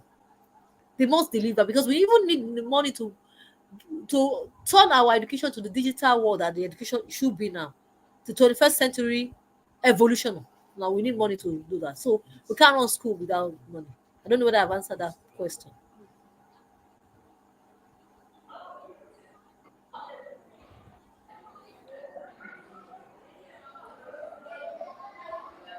So there's All right. I don't think I have any question again. Yeah, you So seem to have thank you, Samantha, exhausted. for having me. You, you seem to have exhausted all the questions. Thank you so much, here Ma. today. And thank you everybody for listening to me. We're so happy to have you. Please, I hope I'm being heard. Can everyone Oh yes, hear can I have access to the slide? So I will send the slide to the convener, and then to Samantha, and then she can share it with everybody. All right. Please, can everyone hear me? Am I being heard? Hello? I can hear you. Oh, okay. All right. So, yeah, I want to say a big thank you to you, Ma, for amazingly sharing your story with us tonight, for answering. I saw how you were demystifying all the questions, taking your time to ensure that everyone gains clarity. We really do appreciate you. I want to say a big thank you tonight for showing up. On behalf of everyone at EduFest Africa 2024, we want to say that we do appreciate you. We love you, and we say thank you for your time. We gained value from learning from you, and we do appreciate you. Thank you so much, Ma. Please, guys, drop your comments in the comment section. We're honored to have you. Thank you so much. Thank you for having me around. I really appreciate this privilege. Thank you so much, Ma. We love you, and we want to say thank you. Please do well to enjoy the rest of your night. God bless you. All right, guys. Whew, how has it been so far? 4 speakers back to back, and this session is ushering us into our last session for the night. If you stayed so far, I celebrate you. You are indeed amazing. And I want to say that don't give up yet. Don't get tired yet, because we're about to launch ourselves into another amazing rheumatic and sciatic session. All right, so in the next few seconds, we'll be listening to the bio of our next speaker. We cannot hear you, ma'am, Samantha. Thank you, ma'am. It seems Dr. Mazi Eze is having some technical glitches. You can keep up with the engagement. I would reach out to him privately, so he will join us in a few minutes, please. Thank you. Oh, beautiful. All right, so we have the time to ourselves. I'm so excited. I mean, I'm not always praying that our speakers network should not work, but every time we have this time to ourselves, I'm always loving it. So we're going to do something quickly before we hope that Dr. Mazi Eze joins us very soon. I'm personally enthusiastic to witness his session and to learn massively from his wealth of knowledge. So while we wait for Dr. Mazi to join us, let's do something really interesting. Let me know in the comment section. Are you ready? Are you ready? Yes. So this is what we're going to do. I believe that the majority of people in the room are educators, probably teachers, coaches, but at some point in your life, you've had reasons to educate other people, yeah? So this is what we're going to do. You're going to use 3 emojis to describe how your educator journey has been so far. So you probably have been a school teacher, an extra lesson teacher, a tutor, whatever it is. How has your educator's journey been so far? Please, nobody should drop a crying emoji. All I want to see is joy, bubbles of joy everywhere. So let me see your comments in the comment section. Using just 3 emojis, share with me, how has your educator's journey been so far? Has it been a blend of chaos and joy. You know how that I had a friend who, for the first time, had to teach during NYSC. And the first day of school, oh, I see love, thoughts, and 100%. Thank you so much, Mikayomi. Hey, I don't want to see crying emojis. It's EduFest Africa. Nobody is crying here. Rhoda, I see you. Amazing. Love, love, love everywhere. Bola Unduru, I see your emojis. Quiet, like, you know what? Let's not even go there. It's been quite amazing. All right, keep it coming. All right. These emojis are popping. It looks like you guys have had really amazing experiences as educators in your respective fields. Oh, Adaramoye Mary, please don't cry. I hope you're not one of those people who have had their shares of frustrating students in the class. So let me share a quick story before we have Dr. Mazi Eze on stage. While I went for NYSC, I had a friend who was going to have his first teaching experience as a youth corper. And unfortunately, he was posted to a public school. So you know how frustrating it can be when that you're having your first teaching experience in such an environment where we have students who don't even want to listen to what you have to say, students who are always, most times, making noise. Can you relate? And then you have hundreds of them in a classroom. For some of us, we started our educators journey in, really sophisticated classrooms. There's a projector, we have slides, we have 2 children in the class. So it was much more interesting for us. But for people who had their first teaching experience in such an environment, if you can relate, let me know in the comment section. So I remember that my friend came home after work and he said, you know what? It's either I drop NYSC or I drop this PPA. I could feel frustration in his eyes when he was speaking. But however, it's such an amazing profession to be an educator. How that you have the opportunity to inspire lives. How that younger people or people who have lesser experience can look up to you. It's amazing. Do we have our speaker now? Yes, we do. All right. So let's just go into his bio while we Yes, we do. Stage. All right.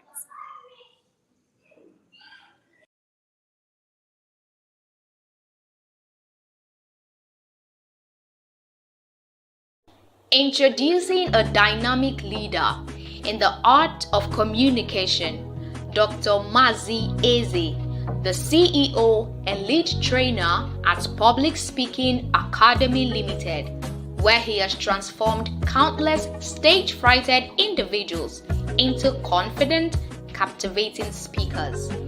With a mission to empower communicators, Dr. Eze has coached thousands of people, equipping them with the skills to use English fluently, fearlessly, and stylistically. His expertise in both the effective use of English and professional public speaking has shaped a growing community of speakers ready to conquer any stage. His dedication to education has made a lasting impact on students mastering the intricacies of the English language. Beyond the classroom, Dr. Eze is a seasoned professional proofreader and editor, as well as the voice behind the popular radio show Grammarlize Your Teachers Told You, where he engages audiences with insightful discussions on language use. Please join me in welcoming to the stage the esteemed Dr. Mazi Eze.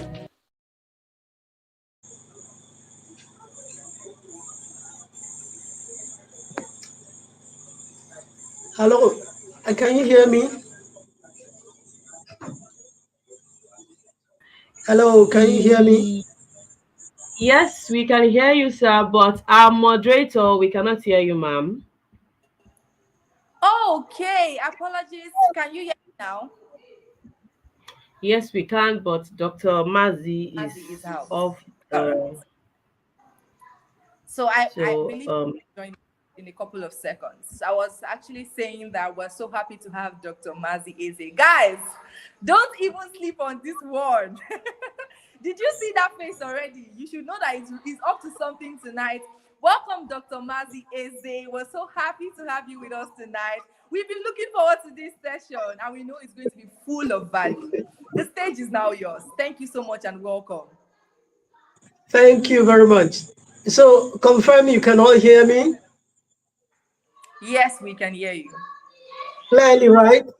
Yes, excellently. All right, so I'm super excited to be here tonight. So thanks for inviting me. I've been listening, I've been on the corridor listening to the other amazing speaker and some nuggets of wisdom and insight, incredible insight for educational living. All right, so I'll be talking about my success story as an educator, my success story, the lessons I've learned so far. I'm going to encapsulate what I'm going to talk about in the 6 Ds of success. 6 Ds of success. So we'll be talking about dream, the first D. The second is decision. The third one is determination. Next, discipline. And then you have diligence, which are the 5 Ds that will ultimately lead you to the last D, which is destination. So 6 Ds of success. I call it the 6 Ds of intentional living, or the 6 Ds of an intentional lifestyle. These are the lessons I've learned along my pathway to where I am at the moment. I usually say this: I've come a long way, but I haven't got to where I'm going. Let me start with D, which is a dream. My pet definition of dream is mental picture of a future reality. So mental picture of your future, that's a dream. Once upon a time when I was a child, I had a dream I would be one day either a lawyer or a public speaker or a lecturer. The issue about becoming a lawyer is what in economics we call the alternative for gone. That's the opportunity cost. I'm not a lawyer today. I'm an educator. I'm a lecturer. I am a public speaker. So 2 of my pet dreams, childhood dreams, have come to pass. And these dreams are to be an educator, to be a lecturer, and also to be a public speaker. So public speaker and a teacher, 2 dreams. Let me hastily say this. Please confirm you can still hear me, ladies and gentlemen.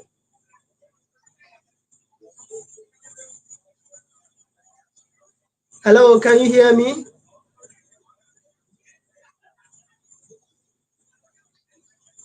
Yes. Okay. I am in the comment section. Fine. Yes, I can sir, we can hear you, sir. All right. Temitayo Afolabi, thank you. He just encapsulated what I just said. Okay. So, dream. I once upon a time had a dream. Let me say this, perhaps to encourage somebody who is listening to me tonight, whose dream is dying, whose dream is going low, whose dream is about to end, perhaps because there is nothing to fund the dream.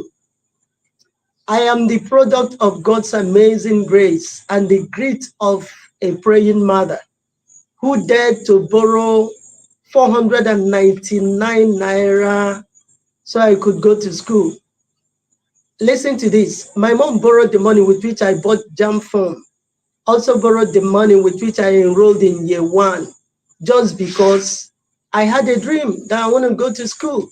But the funds were low, there was no money in the house. So mom borrowed, and I dared her, I said, borrow, I will pay back when I graduate. And eventually when I graduated, I paid the money that my mother borrowed.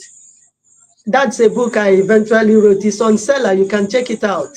The title is How My Mother Borrowed 5,560 naira so I could go to the university. Check it out. Okay, so just because I had a dream, my mom borrowed to fund my dream. My mom borrowed so I could place the first foot on the ladder of my success story. Now enter the second one, decision. I decided that I grew up in a rural area where people were easily pushed into dropping out of anything. They could easily drop out of life. They could easily drop out of their dreams. They could easily drop out of school, drop out of anything. I mean, it was easy for people to drop out of life. You understand what I mean? I don't want to use the word that social media would want to clamp down on. But I decided growing up that I wasn't going to drop out of anything. I was going to keep on living. Living is a business. It's a profitable business. Therefore, I'm going to keep on practicing or engaging in the business of staying alive. That's it. Okay, so decision. It helped me a great deal. Even when the funds were low, I didn't have enough money to fund my university education. What I did was, for those who are in school, there's this thing we used to call 001. 001 in Nigerian educational parlance means you will, in the morning, you won't eat anything, afternoon, no food, and then at night, you will grab a bite. That's 001. Sometimes we will do 101. So meaning that you ate in the morning, you didn't eat anything in the afternoon, and then you eat again at night, 101. So long story short, with sheer grit of determination, I continued to pursue my dream. Remember, the mental picture of a profitable future reality, that's a dream. And decision is the choice you make to pursue your dream. There are so many people who dream with their eyes open. According to one famous quote, he said, the most dangerous men are those who dream with their eyes wide open. When we talk about dream, we are not talking about folding your hands and wishing that you will become something. No, if you don't add work to it, that dream is just a nightmare. I'll say it again. If you don't work out your dream, you are engaged in wishful thinking, and that wishful thinking is just a nightmare. You need to fold your sleeves after having a mental picture of your future. Fold your sleeves, your sleeves, grit your teeth, and then push on in pursuit of your dream. Okay, so dream, decision. The next one, determination, is the ability to keep going, keep moving in spite of difficulties. Have I encountered so many things on the way that would have made me to quit? Yes. But determination, which is the third D, kept me going. I just closed my teeth and said, I'm going to get on with the living. Get on with living. Get on with living. Living is a profitable venture. I know, to your dream, you add decision. To your decision, you add determination. To your determination, you are going to add diligence. And diligence is hard work. I'm not just talking about hard work. I'm talking about hard, smart work. Hard, smart work, that's diligence. We live in a generation where people do not want to work hard. They just want to conjure success overnight. They'll just close your eyes, open it again, and they are an overnight success. It doesn't usually happen that way. Success itself starts with the letter S. Before success comes, there are so many things in the alphabet of life that you need to encounter before you get to S. For example, determination is the letter D. Excellence is the letter E. Finesse is the letter F. These are things you need to necessarily encounter. Even perseverance is the letter P. You need to encounter them. I'm talking about the alphabet of life before you get to the letter S, where success can be found. Okay, so the next one, having talked about diligence, the next is discipline. Yes, discipline is sorely lacking amongst the Gen Z. I'm talking about people of this generation. Discipline is lacking. And discipline, I define it as your ability to control the way you behave or misbehave. So it's in your hands. Whether you want to misbehave, it's in your hands. You want to behave aright, it's in your hands. And that's what discipline essentially is. It's lacking. And the last one is destination. Destination is a journey. It's not a particular stopping point. You know, you conquer one level and then you conquer another level, you conquer another level. So I did my first degree. I went back for a master's. After a master's, I took a PhD in applied linguistics. My master's was in linguistics and communication studies. All because I was pursuing the dream I had as a child that I was going to be a teacher. A teacher. I've taught in every level of education, name it. Primary school, secondary school, tertiary institution. Talk about now National Open University. I've been a facilitator there. Talk about NTI, National Teachers Institute. I've been a teacher there. Talk about University of Port Harcourt. That's where I currently lecture, and that's a federal university. I also have done a part-time stint in ABSU, that's Abia State University. I've also taught in Caritas. They moved to Abuja when they were at their Obey here. There's Obey here in Abia State. They had an, what's it called now? They had an annex there once upon a time. I taught there. So the point I'm making is that I've taught in every kind of education at the university level. Talk about the federal university, state university, private university, all in pursuit of my dream. The last dream I am dreaming is to become a professor.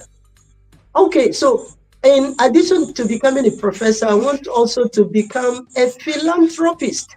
And you and I know that philanthropist is somebody who helps others by giving money, helping those in need to overcome their challenges and to possibilitize their lives. Oh, so these are the two P's that I am pursuing at the moment: to be a philanthropist, to be a professor, two of them. Let me tell you a little of my story, because sometimes when you look at some of us, you think we are an overnight success. No, there is no overnight success. Everybody will encounter these 6 Ds that I have talked about in one way or another. Argue the point as much as you can, but you will believe strongly that those who have made it to the top of the ladder in their chosen profession, they brought some of these Ds into the picture to be able to succeed and head towards their destination. Now, I did my youth service in Osun State. When I was done, I came back, I did a master's. After a master's, I took a PhD. And my PhD took so long in the same department. I nearly quit. But one thing that kept me going was the enduring comfort I put from, there's this book about tough times do not last, but tough people do. Was Robert Schuller. Yes, Robert Schuller, that's the guy's name. I read the book over and over again. Anytime my dream fire is going out, I get the book and read it all over again. And then I get the ability, and then I get the insight, and I get the push and the fire to keep on keeping on. Okay, so for a very long time, I studied for a PhD. Eventually, I got it, long story short. And by then, I was already a lecturer in the Department of English. So I encountered so many things along the pathway. Can I suggest strongly to you that my master's ordinarily is supposed to be a 1.5 year course. I did it for 5 long years. I mean, if you are listening to me, you know that I'm not a dunce. So for me to do my master's for 5 long years, it was no fault of mine. The long story is very, very long, so I won't bore you with the long story. But at a point, I wanted to quit. But I said, no, quitters never win. Winners never quit. And then remember again that tough times do not last, but tough people do. So I continue to keep going and keep pushing and keep working hard and working smart. And that enduring dream, I continue to see it. Even when the darkness covered everywhere, I still continue to look up and go up. Because if you look up, you will go up. If you continue to look down, you are going down. That's why I dare all my students and mentees always look up. If you look up, you will aim high and shoot at the sun. You will miss the sun, you will hit a star. And when you hit a star, you become a star. So don't keep giving in to defeat of any kind. Now, how did I become a lecturer? I applied.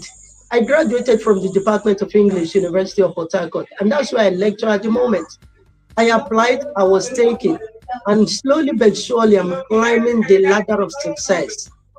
Climbing the ladder so that eventually I'll get to the level of being a professor. Is it hard? Yes, it is hard. Are there challenges on the way? Yes, there are challenges. In literature, I do not see them as challenges. In literature, we call them conflict. Conflict is the opposition of forces. I'm looking at it from a literary perspective.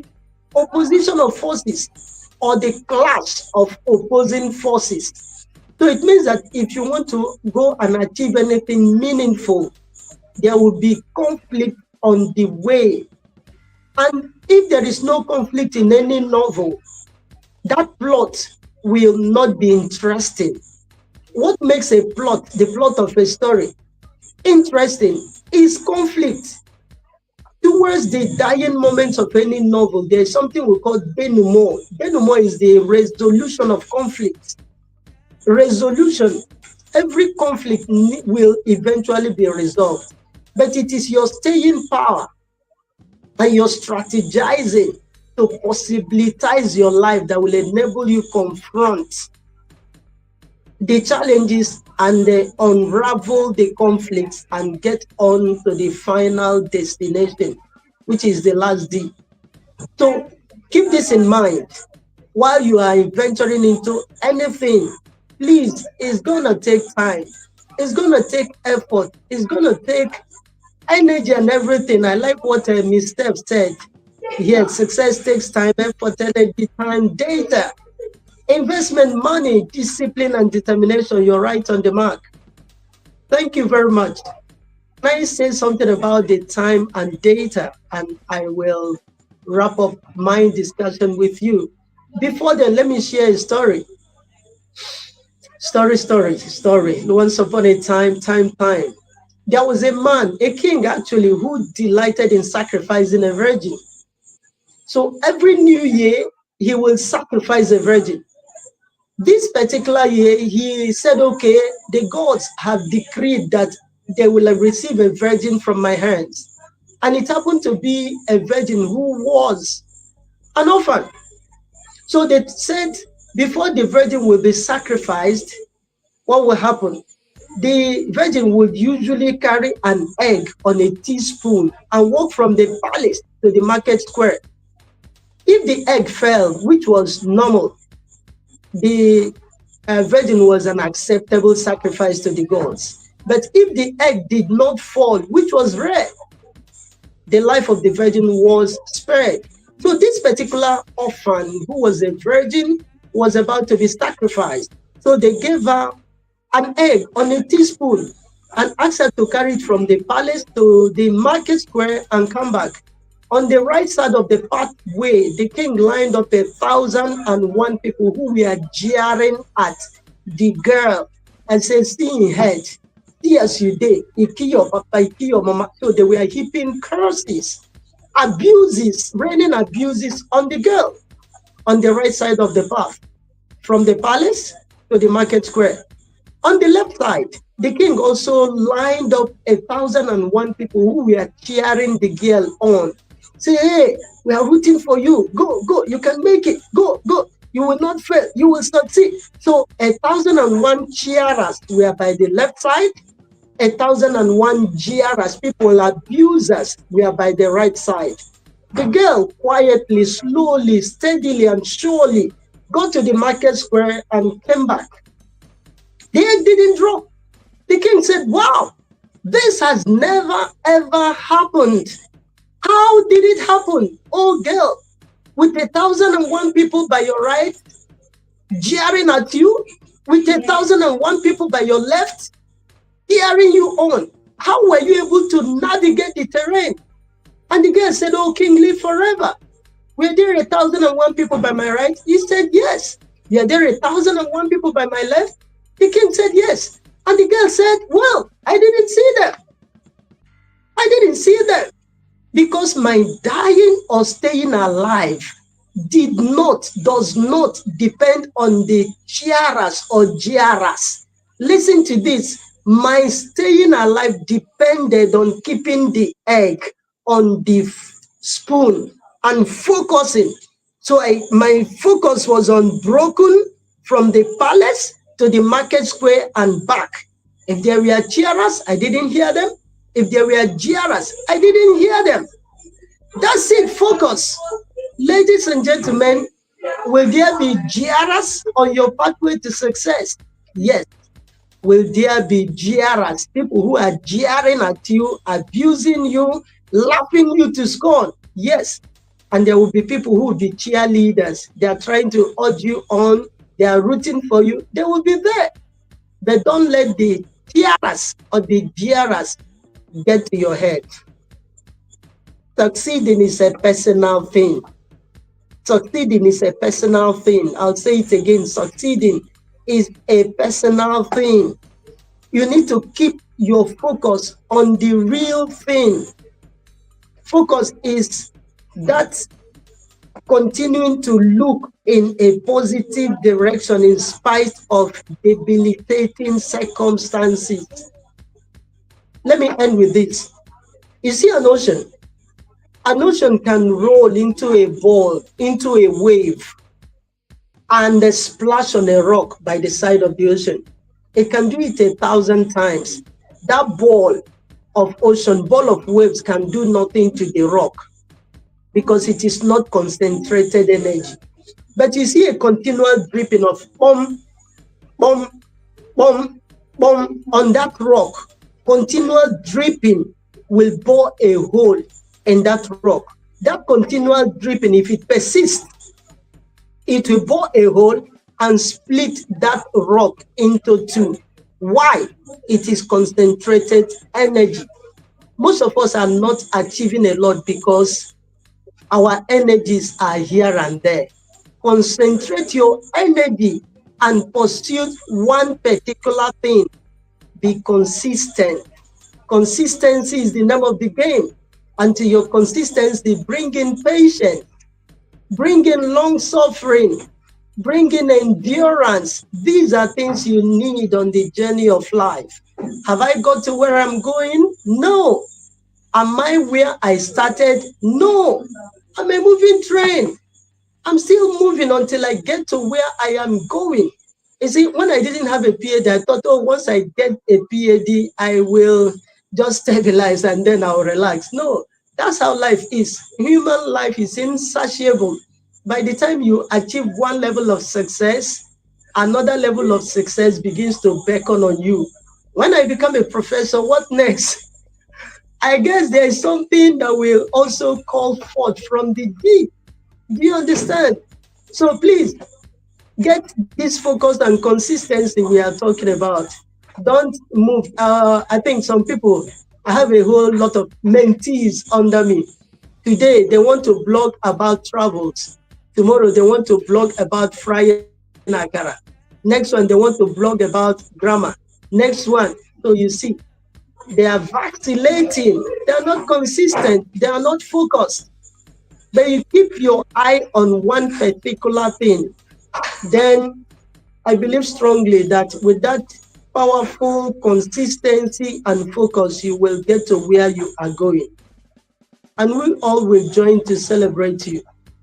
Lastly, do you know your friends and your brothers and sisters are the hardest people to give you a like on Facebook? I don't know if you have noticed. Until you make it, you become an established phenomenon. They will not celebrate you. But while you're struggling to get to your destination, help usually does not come from them. I'm talking about brothers and sisters. So don't let it get to you. It happens. It happens to me. I have 1,001 students in my class, but some of them do not even follow my page on Facebook. Can you imagine that? Most of them do not follow. Once you come to class, oh, we are the best of pals. But when you say, Mazi Eze dropped something on Facebook, did you see? They are not there. They're on Facebook, but they don't want to give you a like or a follow. Please don't be like that. Thank you very much. Finally, Samantha, thank you very much. I usually tell my students to FQP, follow quality people. FQP, follow quality people. I keep following quality people. And that's why today, I'm not just a lecturer, I'm a public speaking coach, I am a mentor, I am an influencer, I am a father to my students. My latest, what's it called now? What I'm doing at the moment is I want to travel the country. I'm talking about Nigeria, paying fare, what we call transport fare. You know, transport fare is tautology. Paying fare for Nigerian students. Paying Uniport. Last week we were in Futo. Next one will be in Calabar. Next one will be in Unilag. Next one will be in Ilorin. Next one will travel the country to pay fare for Nigerian students. All in pursuit of my mantra, life no suppose hard. So the lecturer and the students are supposed to be friends. They're supposed to have a harmonious relationship. Sorry, I said lastly 3 times. Somebody called me from the UK just this evening. Very annoyed that a lecturer, that's one of the videos he saw. In fact, he sent it to my WhatsApp, that a lecturer was seen using a hammer to destroy a student's iPhone. That's totally wrong. No matter the level of provocation, no matter the extent of provocation from a student, no matter what the student did, that was a wrong thing to have done. Using a hammer and then destroying somebody's hard-earned iPhone. Totally wrong. The lecturer is not worthy of the name lecturer, because a lecturer is a positive influence, not a negative one. So I thought I should just say this, so that if you are in a place of power and authority, please, life no suppose hard. Don't make life hard for the next person. Don't make life hard for the next person. Don't make life hard for the next person. Whether you're a teacher, don't make life hard for your student. Student, don't make life hard for your lecturer. How can you do that? I say, okay, submit this assignment on Monday. Is that okay with everyone? You say, yes, it's okay. Everybody will submit on Monday. On Monday, I gather and I mark. When I want to give it back to you, that's when somebody will say, oh, Mazi, I did not submit that day. You're making life harder for the lecturer. Lecturers should not just unnecessarily coin the language of the exam in such a way that the person who is trying to decode the language first, can you attempt a summarization of the fact that oral literature is a concatenation of incompatibles? That's an exam question. Can you try a summarization of the fact that oral literature is a concatenation of incompatible? What are you talking about? Life no suppose hard. Break it down. Oral literature is, break it down so that the person will just attempt what you want him to attempt. It's not an IQ test. Exam is not an IQ test. Examination is not a true test of intelligence. Examination is not a true test of brilliance. Examination is only a true test of knowledge. Knowledge means what you know, attending a subject matter. That's all. So it means that there are people who get a first class, and that's good. Get a first class, that's good.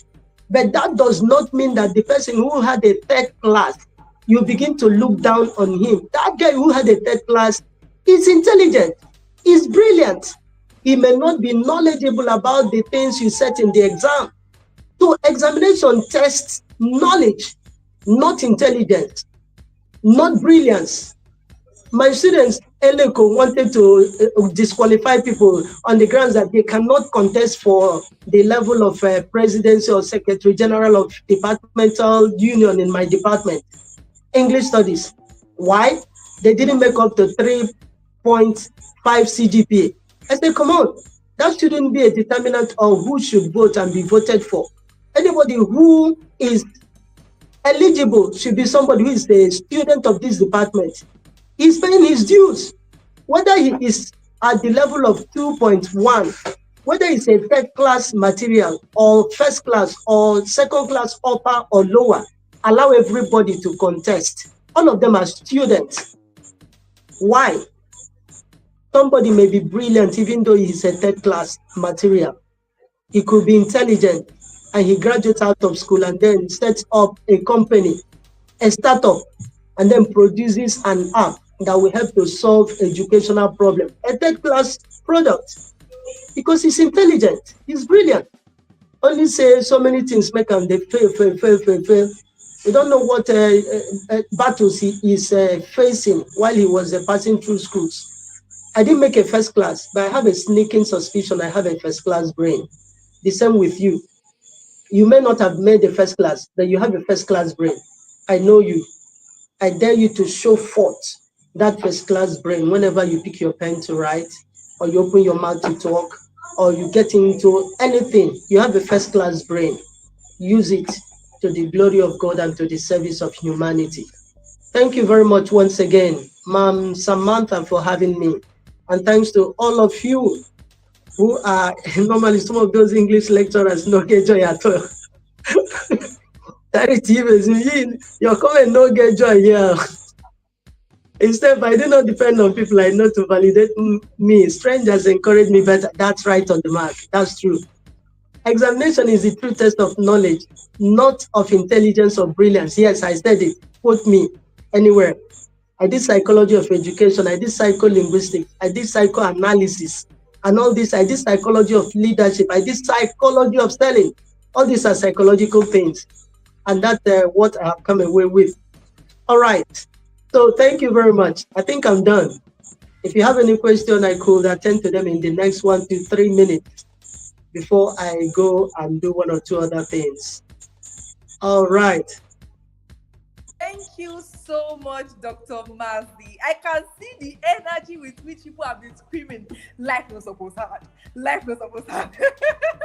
It looks like you touched the heart of people tonight with that mantra, because a lot of people have had their share of terrible, really strict lecturers who make things very difficult. So it looks like they can connect with what you are saying. Life not supposed hard. It's not supposed hard at all, at all. I am so blessed. I am personally so blessed by your session tonight. Thank you for impacting us. Thank you for sharing your story. From your story, I learned that sometimes the beginning can be very rough for you. But then with a picture of what you're going to in your head, it inspires you to keep pushing and keep going.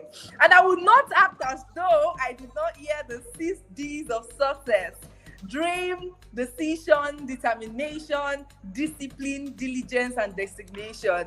Thank you so much. But please, can we make some noise in the comment section? Let's share our love with Dr. Mazi Eze. We're so honored to have you. We're fortunate to learn from your story tonight.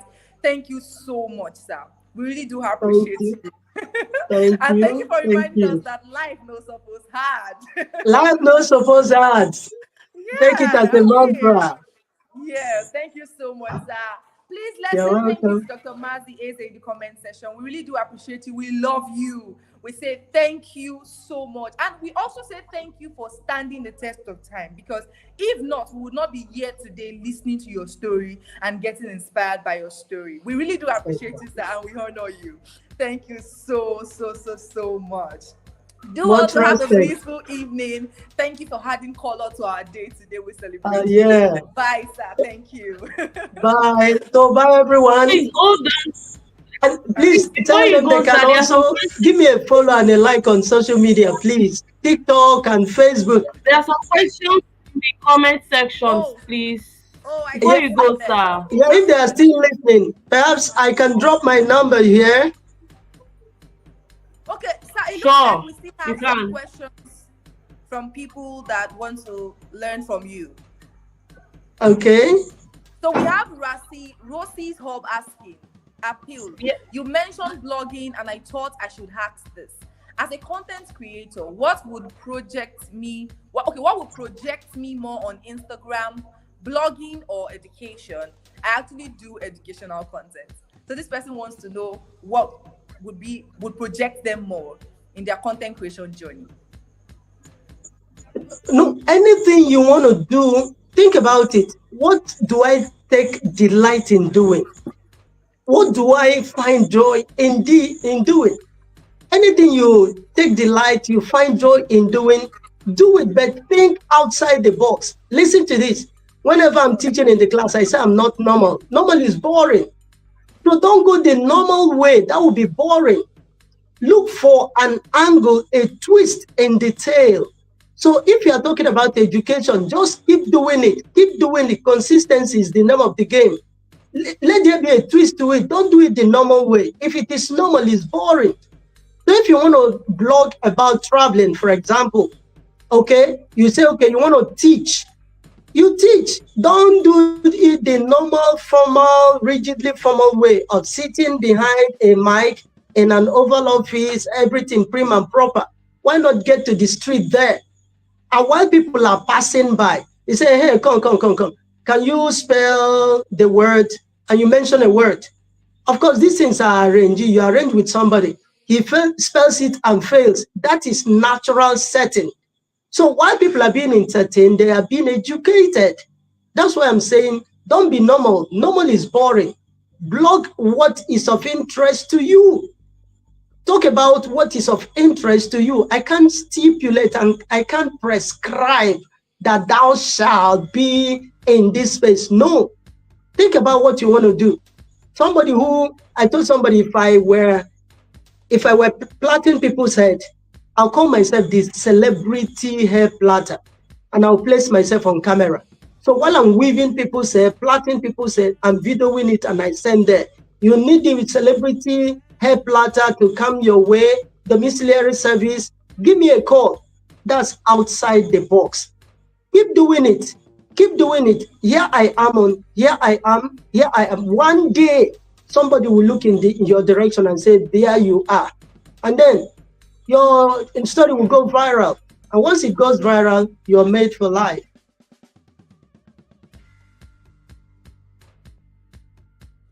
Thank you so much, Dr. Mazi. We have somebody here that is saying, Agbola P says, Dr. Mazi, thank you for inspiring and motivating me. EduFest Africa, I say thank you. I have been in my master's program for the past 3 years, and I feel like quitting, but tonight I'm inspired. That's so heartwarming. That's so heartwarming. Thank you so much, sir. Thank you so much. So we have a question from Rhoda Akpata. My questions are: what can a lecturer lecture at ease or convenience, leaving the student hanging? Okay. Sorry, I didn't get that. Okay. It looks like there's an error in the question, but it says, what can a lecturer lecture at ease or at convenience, leaving the students hanging? Rhoda, you might need to rephrase that question. Or do you understand the question, sir? No, I don't. What can a lecturer lecture at his convenience, leaving the students angry? I don't understand. I think Rhoda would have to rephrase that question. But let's move to the next question from Neka. My question, please, sir, what then is the true test of intelligence? The test for intelligence is called an IQ test. IQ test. For example, if you go to do an aptitude test, it's one of the IQ tests we have, aptitude. So for example, you go for a job in a company, they give you an aptitude test. That's to test your IQ. So they ask you, I think in primary school, they call it verbal aptitude and reasoning. And so they bring a mix of that kind of question. a little of English, a little of maths, a little of everyday questions to know how balanced your reasoning is. That's an IQ test. But that of knowledge test a particular subject matter. For example, grammar. So everything centers on grammar. But an IQ is comprehensive, is all embracing. Amazing. Thank you so much, sir. So somebody is saying, Dr. Mazi, kindly drop your social media and please,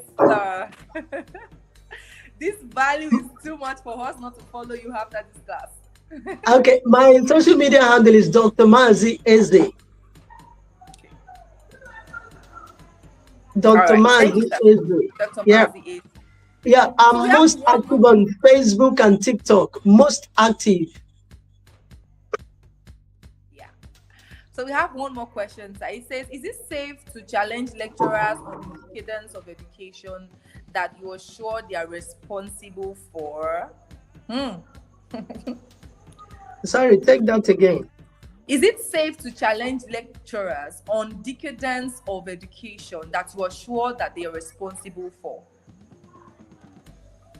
Well, challenging them, I teach my students to be bold and assertive, but at the same time polite.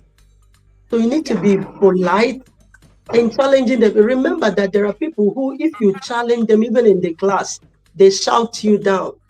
So you need to tread with caution. But for me, be polite, but be assertive and be bold. And say, sorry, look at this. And you bring forth your argument without a hint of insult. I mean, if it comes from, there's something we call the politeness principle. Practice the politeness principle and ask your question. And use that question to challenge the lecturer to maybe answer. And then you could also profile another answer counter to what he's saying. An argument, of course, but be polite, be stable. Don't be contentious. Don't be cantankerous. Yeah, amazing. Thank you so much for your feedback on that question. We have another question. What's your advice, sir, to us who work in a school that doesn't encourage philanthropy? That doesn't encourage philanthropy. Philanthropy. Yeah. You work in a school that doesn't encourage philanthropy. How is that possible? Well, the thing is that most schools just play by the rules of engagement in any particular school. If you enter a school, they give you their rules and regulations. If it's okay by you, you stay there. If it's not okay, then you do by the left, quick mark, left, right, mark time, left, right, mark time. You mark them and then you forward mark. Me, I'm a restless spirit. And that's why I've taught in so many secondary schools in Port Harcourt. If I enter there, what you are doing does not agree with my constitution. It doesn't line up with my value system. I'll spend 1 month or two, get my salary, and then I bid you goodbye. All right. Thank you so much. Yeah. It looks like Rhoda has rephrased our question. Okay, that left already. We have another one from Raji Musinat. Please, sir, how can someone overcome nervousness as a public speaker? To overcome nervousness as a public speaker, there are stages involved. First, you need to take a look at the trigger of nervousness. Trigger means the cause of nervousness, the cause of fear. And there are 5 major causes of nervousness. Number one is inadequate preparation. If you are not prepared adequately, of course, the nerves will start, the fidgety feeling. And then number two is poor grasp of grammar. It means my English is not correct. So if I speak now, they will laugh at me. Next one is low self-esteem. The feeling of I'm not good enough, I'm not adequate enough, I'm not holy enough, I'm not competent enough, I'm not enlightened enough, I'm not intellectual enough to handle this topic. Therefore, people are better than I am. Low self-esteem. The other one is self-consciousness. The feeling that, oh, they'll be looking at me to judge my performance. Anything I say now is under scrutiny. anything I do now, they'll begin to judge me. So you're self-conscious instead of being audience conscious. This can also trigger nerves. So how do you overcome them? Be audience conscious instead of self-conscious. So if you're audience conscious, you came on a mission. You have prepared the meal. You cooked it yourself. It's about time you served it to the audience. Dwell on that thing you came to serve them, because the audience members have what we call We FM. We FM means what's in it for me. What is in it for me? We FM. Every audience member has that. So they're looking forward to your presentation. What do you want to offer? You are thinking that they're going to laugh at you. No, they didn't come there to laugh at you. They came there to get something out of the engagement. That's the We FM. So if you have that mindset, you see, psyche comes into the picture. And that's the second thing. After looking at the taproot of nervousness, you also need to understand what we call the psychology of fear in public speaking. The psychology of fear is that it's either, we call it fight or flight syndrome. Fight or flight. Fight or flight. I've been public speaking for a very long time. I'm a public speaking coach.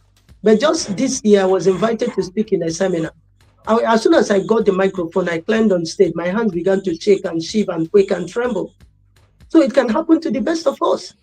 And what that thing is saying, take flight, take flight, take flight. So instead of you to take flight, you fight it.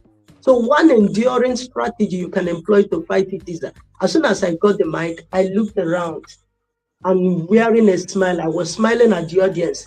Let my eyes swivel from left to middle to the right. And as soon as you're smiling, the audience will smile back at you. They think you're smiling, you're engaging them, but you're smiling to calm down your nerves. As soon as you finish smiling, the next thing you should do is to give a greeting. If it's in the morning, try this. Good afternoon, ladies and gentlemen. They will all be taken by surprise because you were a few minutes ago smiling. Now you're giving a greeting. Greet them, catches them unawares. Greet again. That's what we call intentionality in public speaking. Be intentional. Greet 2 or 3 times. By then, your nerves would have stabilized. And then the next, you get on with the business of the day. And the final thing is that give your speech a head, a body, and a leg. There's something you said you're going to say when you enter. And that's the smiling, and that's the greeting, and that's the story. That's the head, that's the intro.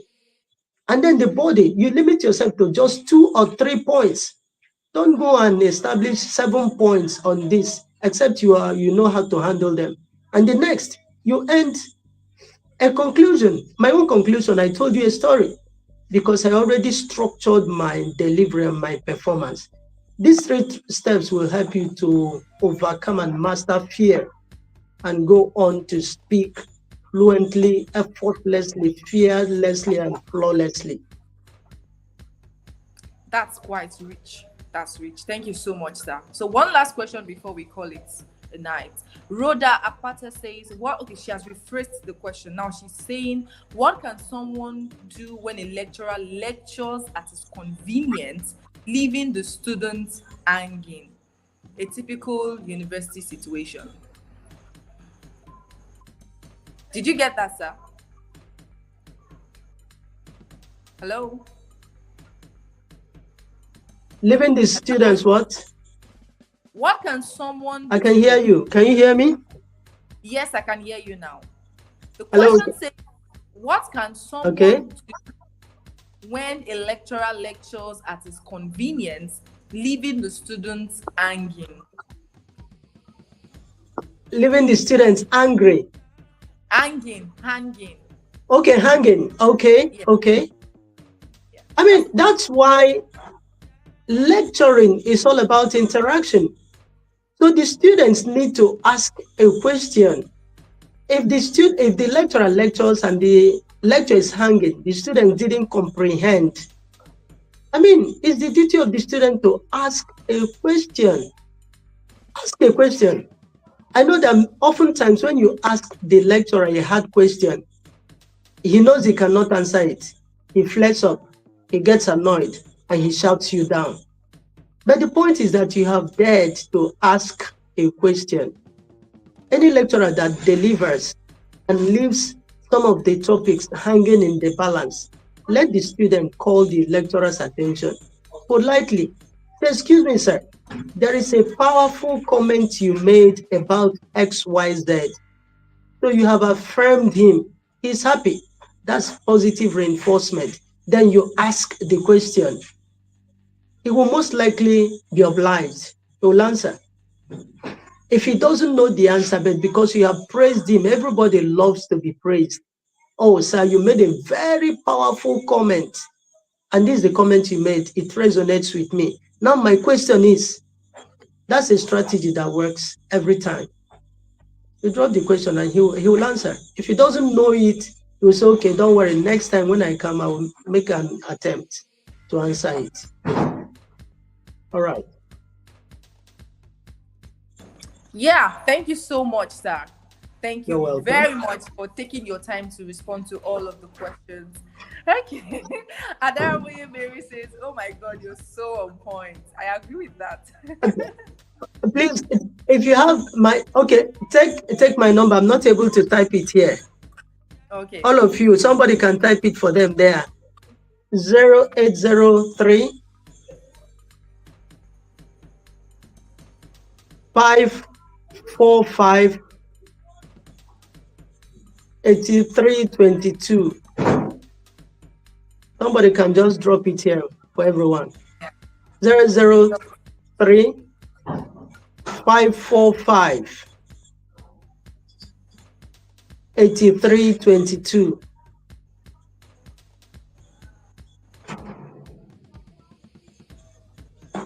All right, so that's my WhatsApp number. You can say hi to me on WhatsApp and say, I'm XYZ, I'm perfect, for example, I'm JSK, I was there, I'm Charity, a member of the EduFest. Then I'll save your number right away.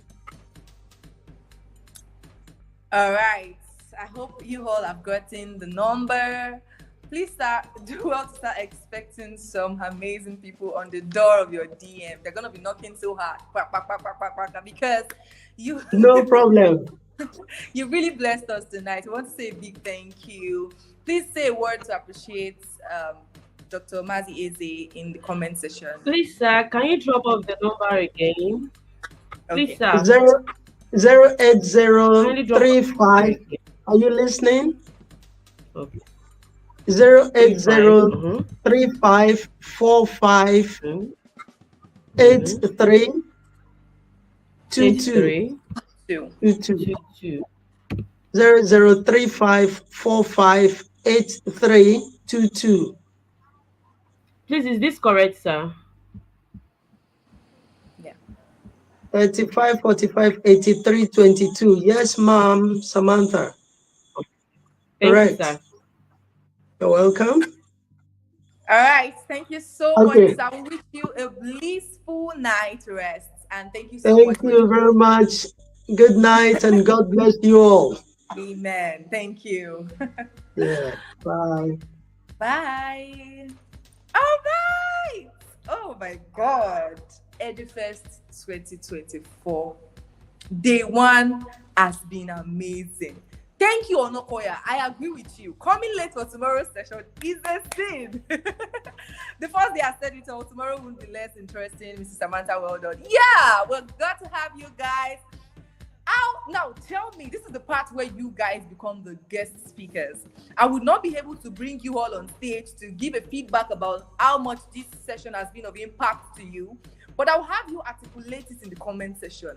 The question now is, how has it been so far? Describe EduFest 2024. I don't know why I keep saying 2025. Describe EduFest 2024 in 3 words, with 3 words in the comment section. Fantastic, amazing, beautiful, inspiring. Let's see it, keep it coming. You know, we've had a long list of speakers so far. It's been 4 straight hours of learning, growing, drawing from the wealth of knowledge of these amazing speakers and assessing a better version of ourselves. The first session was anchored by Professor Christopher Korten. Okay, followed up by Dr. Carol Anyagwa. We had Dr. Mrs. Oyinkansola Odebunmi. We had Dr. Olushola Ayolowo. And then lastly, the last but not the least, powerful Papa speaker, Dr. Mazi Eze. Oh my God, I love what I'm saying. Fabulous, inspiring, mind shifting. I like it. Keep it coming. Keep it coming. I hope you've had a fantastic day today. I hope you have not wasted your 4 hours of being here with us tonight. Trust me when I say that this is just day 1 and day 2. Hey! Day 2 is going to be powerful. It's going to be firetic. We have a panelist session. We have 2 keynote speakers. We have question and answer sessions. It's just going to be galore and a roller coaster of growth, of value, of a whole lot of good stuff. All right. So there is one thing we want you to do for us tonight. Yeah. We're going to have you share your EduFest Africa story on all social media platforms. You're going to pick nuggets from all the speakers that have spoken. You're also going to share your experience with your world. Go out there and make some noise about EduFest Africa 2024 using these hashtags. I would like the media team to please help me drop the hashtag in the comment section. Hashtag EduFest Africa 2024. Hashtag Samantha Lazarus. Hashtag Reimagining Education. I repeat, media team, please help to drop it in the comment section. Go on Facebook, go on Instagram, tag us on all social media pages. Share your story with us. Let's know how well you've grown, you've learned, and you've evolved tonight. All right. And ensure that you go home with a friend. We never can tell. We could be having some EduFest love stories in the next 1 year.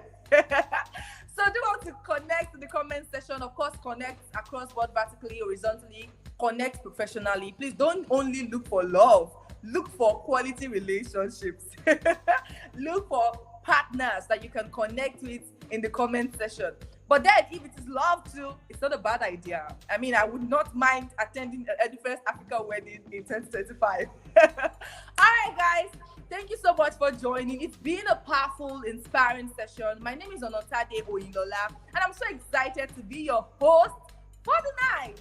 I hope you had fun. I hope you learned. I hope you developed yourself, and I hope you enjoyed every minute of this session. Before we call it a wrap tonight, I'm going to be welcoming again our visionary woman, our capacity woman. Let her come grace our stage and give us some words for the night before we draw the curtain. But do not forget to copy the hashtags and post your stories on social media. Hi, Ma'am Samantha, you're welcome. Thank you so very much. I am so grateful to everyone for being here. Thank you so much. Thank you, thank you, thank you. The comment section has been amazing. I don't think I can recover from this encounter because at a point, you can unmute yourself, please, ma'am. All right, thank you. Because at a point, I was just shouting, how? Why? Because the Rema, from Professor Korten to Dr. Anyagwa to Dr. Odebunmi to Dr. Anyagwa and to Dr. Mazi, Dr. Mazi Eze had a way of making it so funny. And when he said life no suppose hard, I remembered a friend of mine he says this thing, I think all the time when we're having a conversation, we just say, life no suppose hard. I was like, life no suppose hard, really. Thank you so much, everyone. Thank you for joining. I'm supposed to have my closing remark at the moment, but then we cannot call this a closing remark because tomorrow is going to be firetic. You've been saying this word firetic. When I get the word though, because they're for my own dictionary. Well, we'd just like to hear something from you for the night before we go to bed. So yeah, we cannot really say okay, let me just quickly say this. Thank you everyone. My brief closing remark for today. Tomorrow is going to be amazing as today was, and I hope to see you. Please share the word. I'm going to share the registration link on the group tonight for you to share the link with your friends, with everybody. You're here today. We need to bring more people on board. And again, I'm saying thank you so very much, everyone, for joining. Tomorrow is another day, and the group will be open in a few minutes for you to drop off your reviews and all. Thank you again. I am grateful. So, Madam Oyinlola, thank you. I want to especially thank you. You brought in the energy. This is the first time I will be seeing you coordinate, I mean, host and moderate an event, and I must say you did so well. At the point where you went off and one of the speakers was almost done, I said, I cannot moderate though. Everyone call madam. You should come back and round it up. I'm so grateful. Seriously, it's a dream. It's amazing. It's just so amazing. Please feel free to reach out to Dr. Mazi. He shared his contact. Reach out to him. He's accessible. In fact, almost all our speakers are accessible. I can say that. Professor Korten has over 1 million followers on Instagram. Initially, when I sent the invitation to him, when I sent him a message, because I follow him, I wasn't sure he was going to respond to me, because you know how it can be. When he responded, I was like, within one, I said, whoa, this is nice. So yeah, he said it already. Please head on to his social media handle at Professor Korten, Learn English with Christopher Korten. Follow them up. These are people who have made giant strides in education. Even from their bio, we can see that it's just so amazing. It's just so amazing. I have learned a lot, and I am still coming back to watch this recording. It's going to be up on the YouTube channel. I am still going, because I was listening, but at the same time I was trying to put things in order. So I'm still coming back to listen afresh, because every single thing stood out for me, and I am sure they stood out for you as well. So I guess we're going to call it a night here. You have the floor, ma'am. Let me just. All right. Thank you so much, our delectable visionary Samantha Lazarus. We love you. Let's make some noise in the comment section. Let's tell her how much we love her. I personally love her. I wouldn't even lie. That's why I'm here. So if you love Ma'am Samantha Lazarus, celebrate her. You see, guys, it's not easy to put stuff like this together. It requires your time, your effort, everything, every fiber of you. Samantha to the world. Yay! All right, guys, we're about to draw the curtain. I want to say thank you so much to all of you for showing up tonight. Everyone here has something in common, and it is hunger for growth. It's not a mediocre person will not devote 4 hours to learning. So I'm so proud of you. And trust me when I say that the world will thank you for this investment that you're making in yourself. Because you walked in as somebody, but trust me when I say you are leaving this place as a better person, a more transformed person, and it's something worth celebrating. I'm jamming my hands together for you guys. Come on! You guys are amazing. Thank you for staying tuned. Don't miss tomorrow's session. We're having a panelist session tomorrow. We have some amazing leaders coming here to tell us their story and to answer some very important questions. So don't miss it. Be there. Thank you for joining us tonight. Once again, my name is Oyinlola Onotade. Do well to have a blissful night rest and take good care of yourself. I love you and have a blessed night rest. Thank you from all of us at EduFest Africa. See you tomorrow. Don't miss it. Don't come late. Show up. Bring your friends. Use the hashtag. Share your story. And let's have fun tomorrow again. Good night and have a blessed night rest. Bye.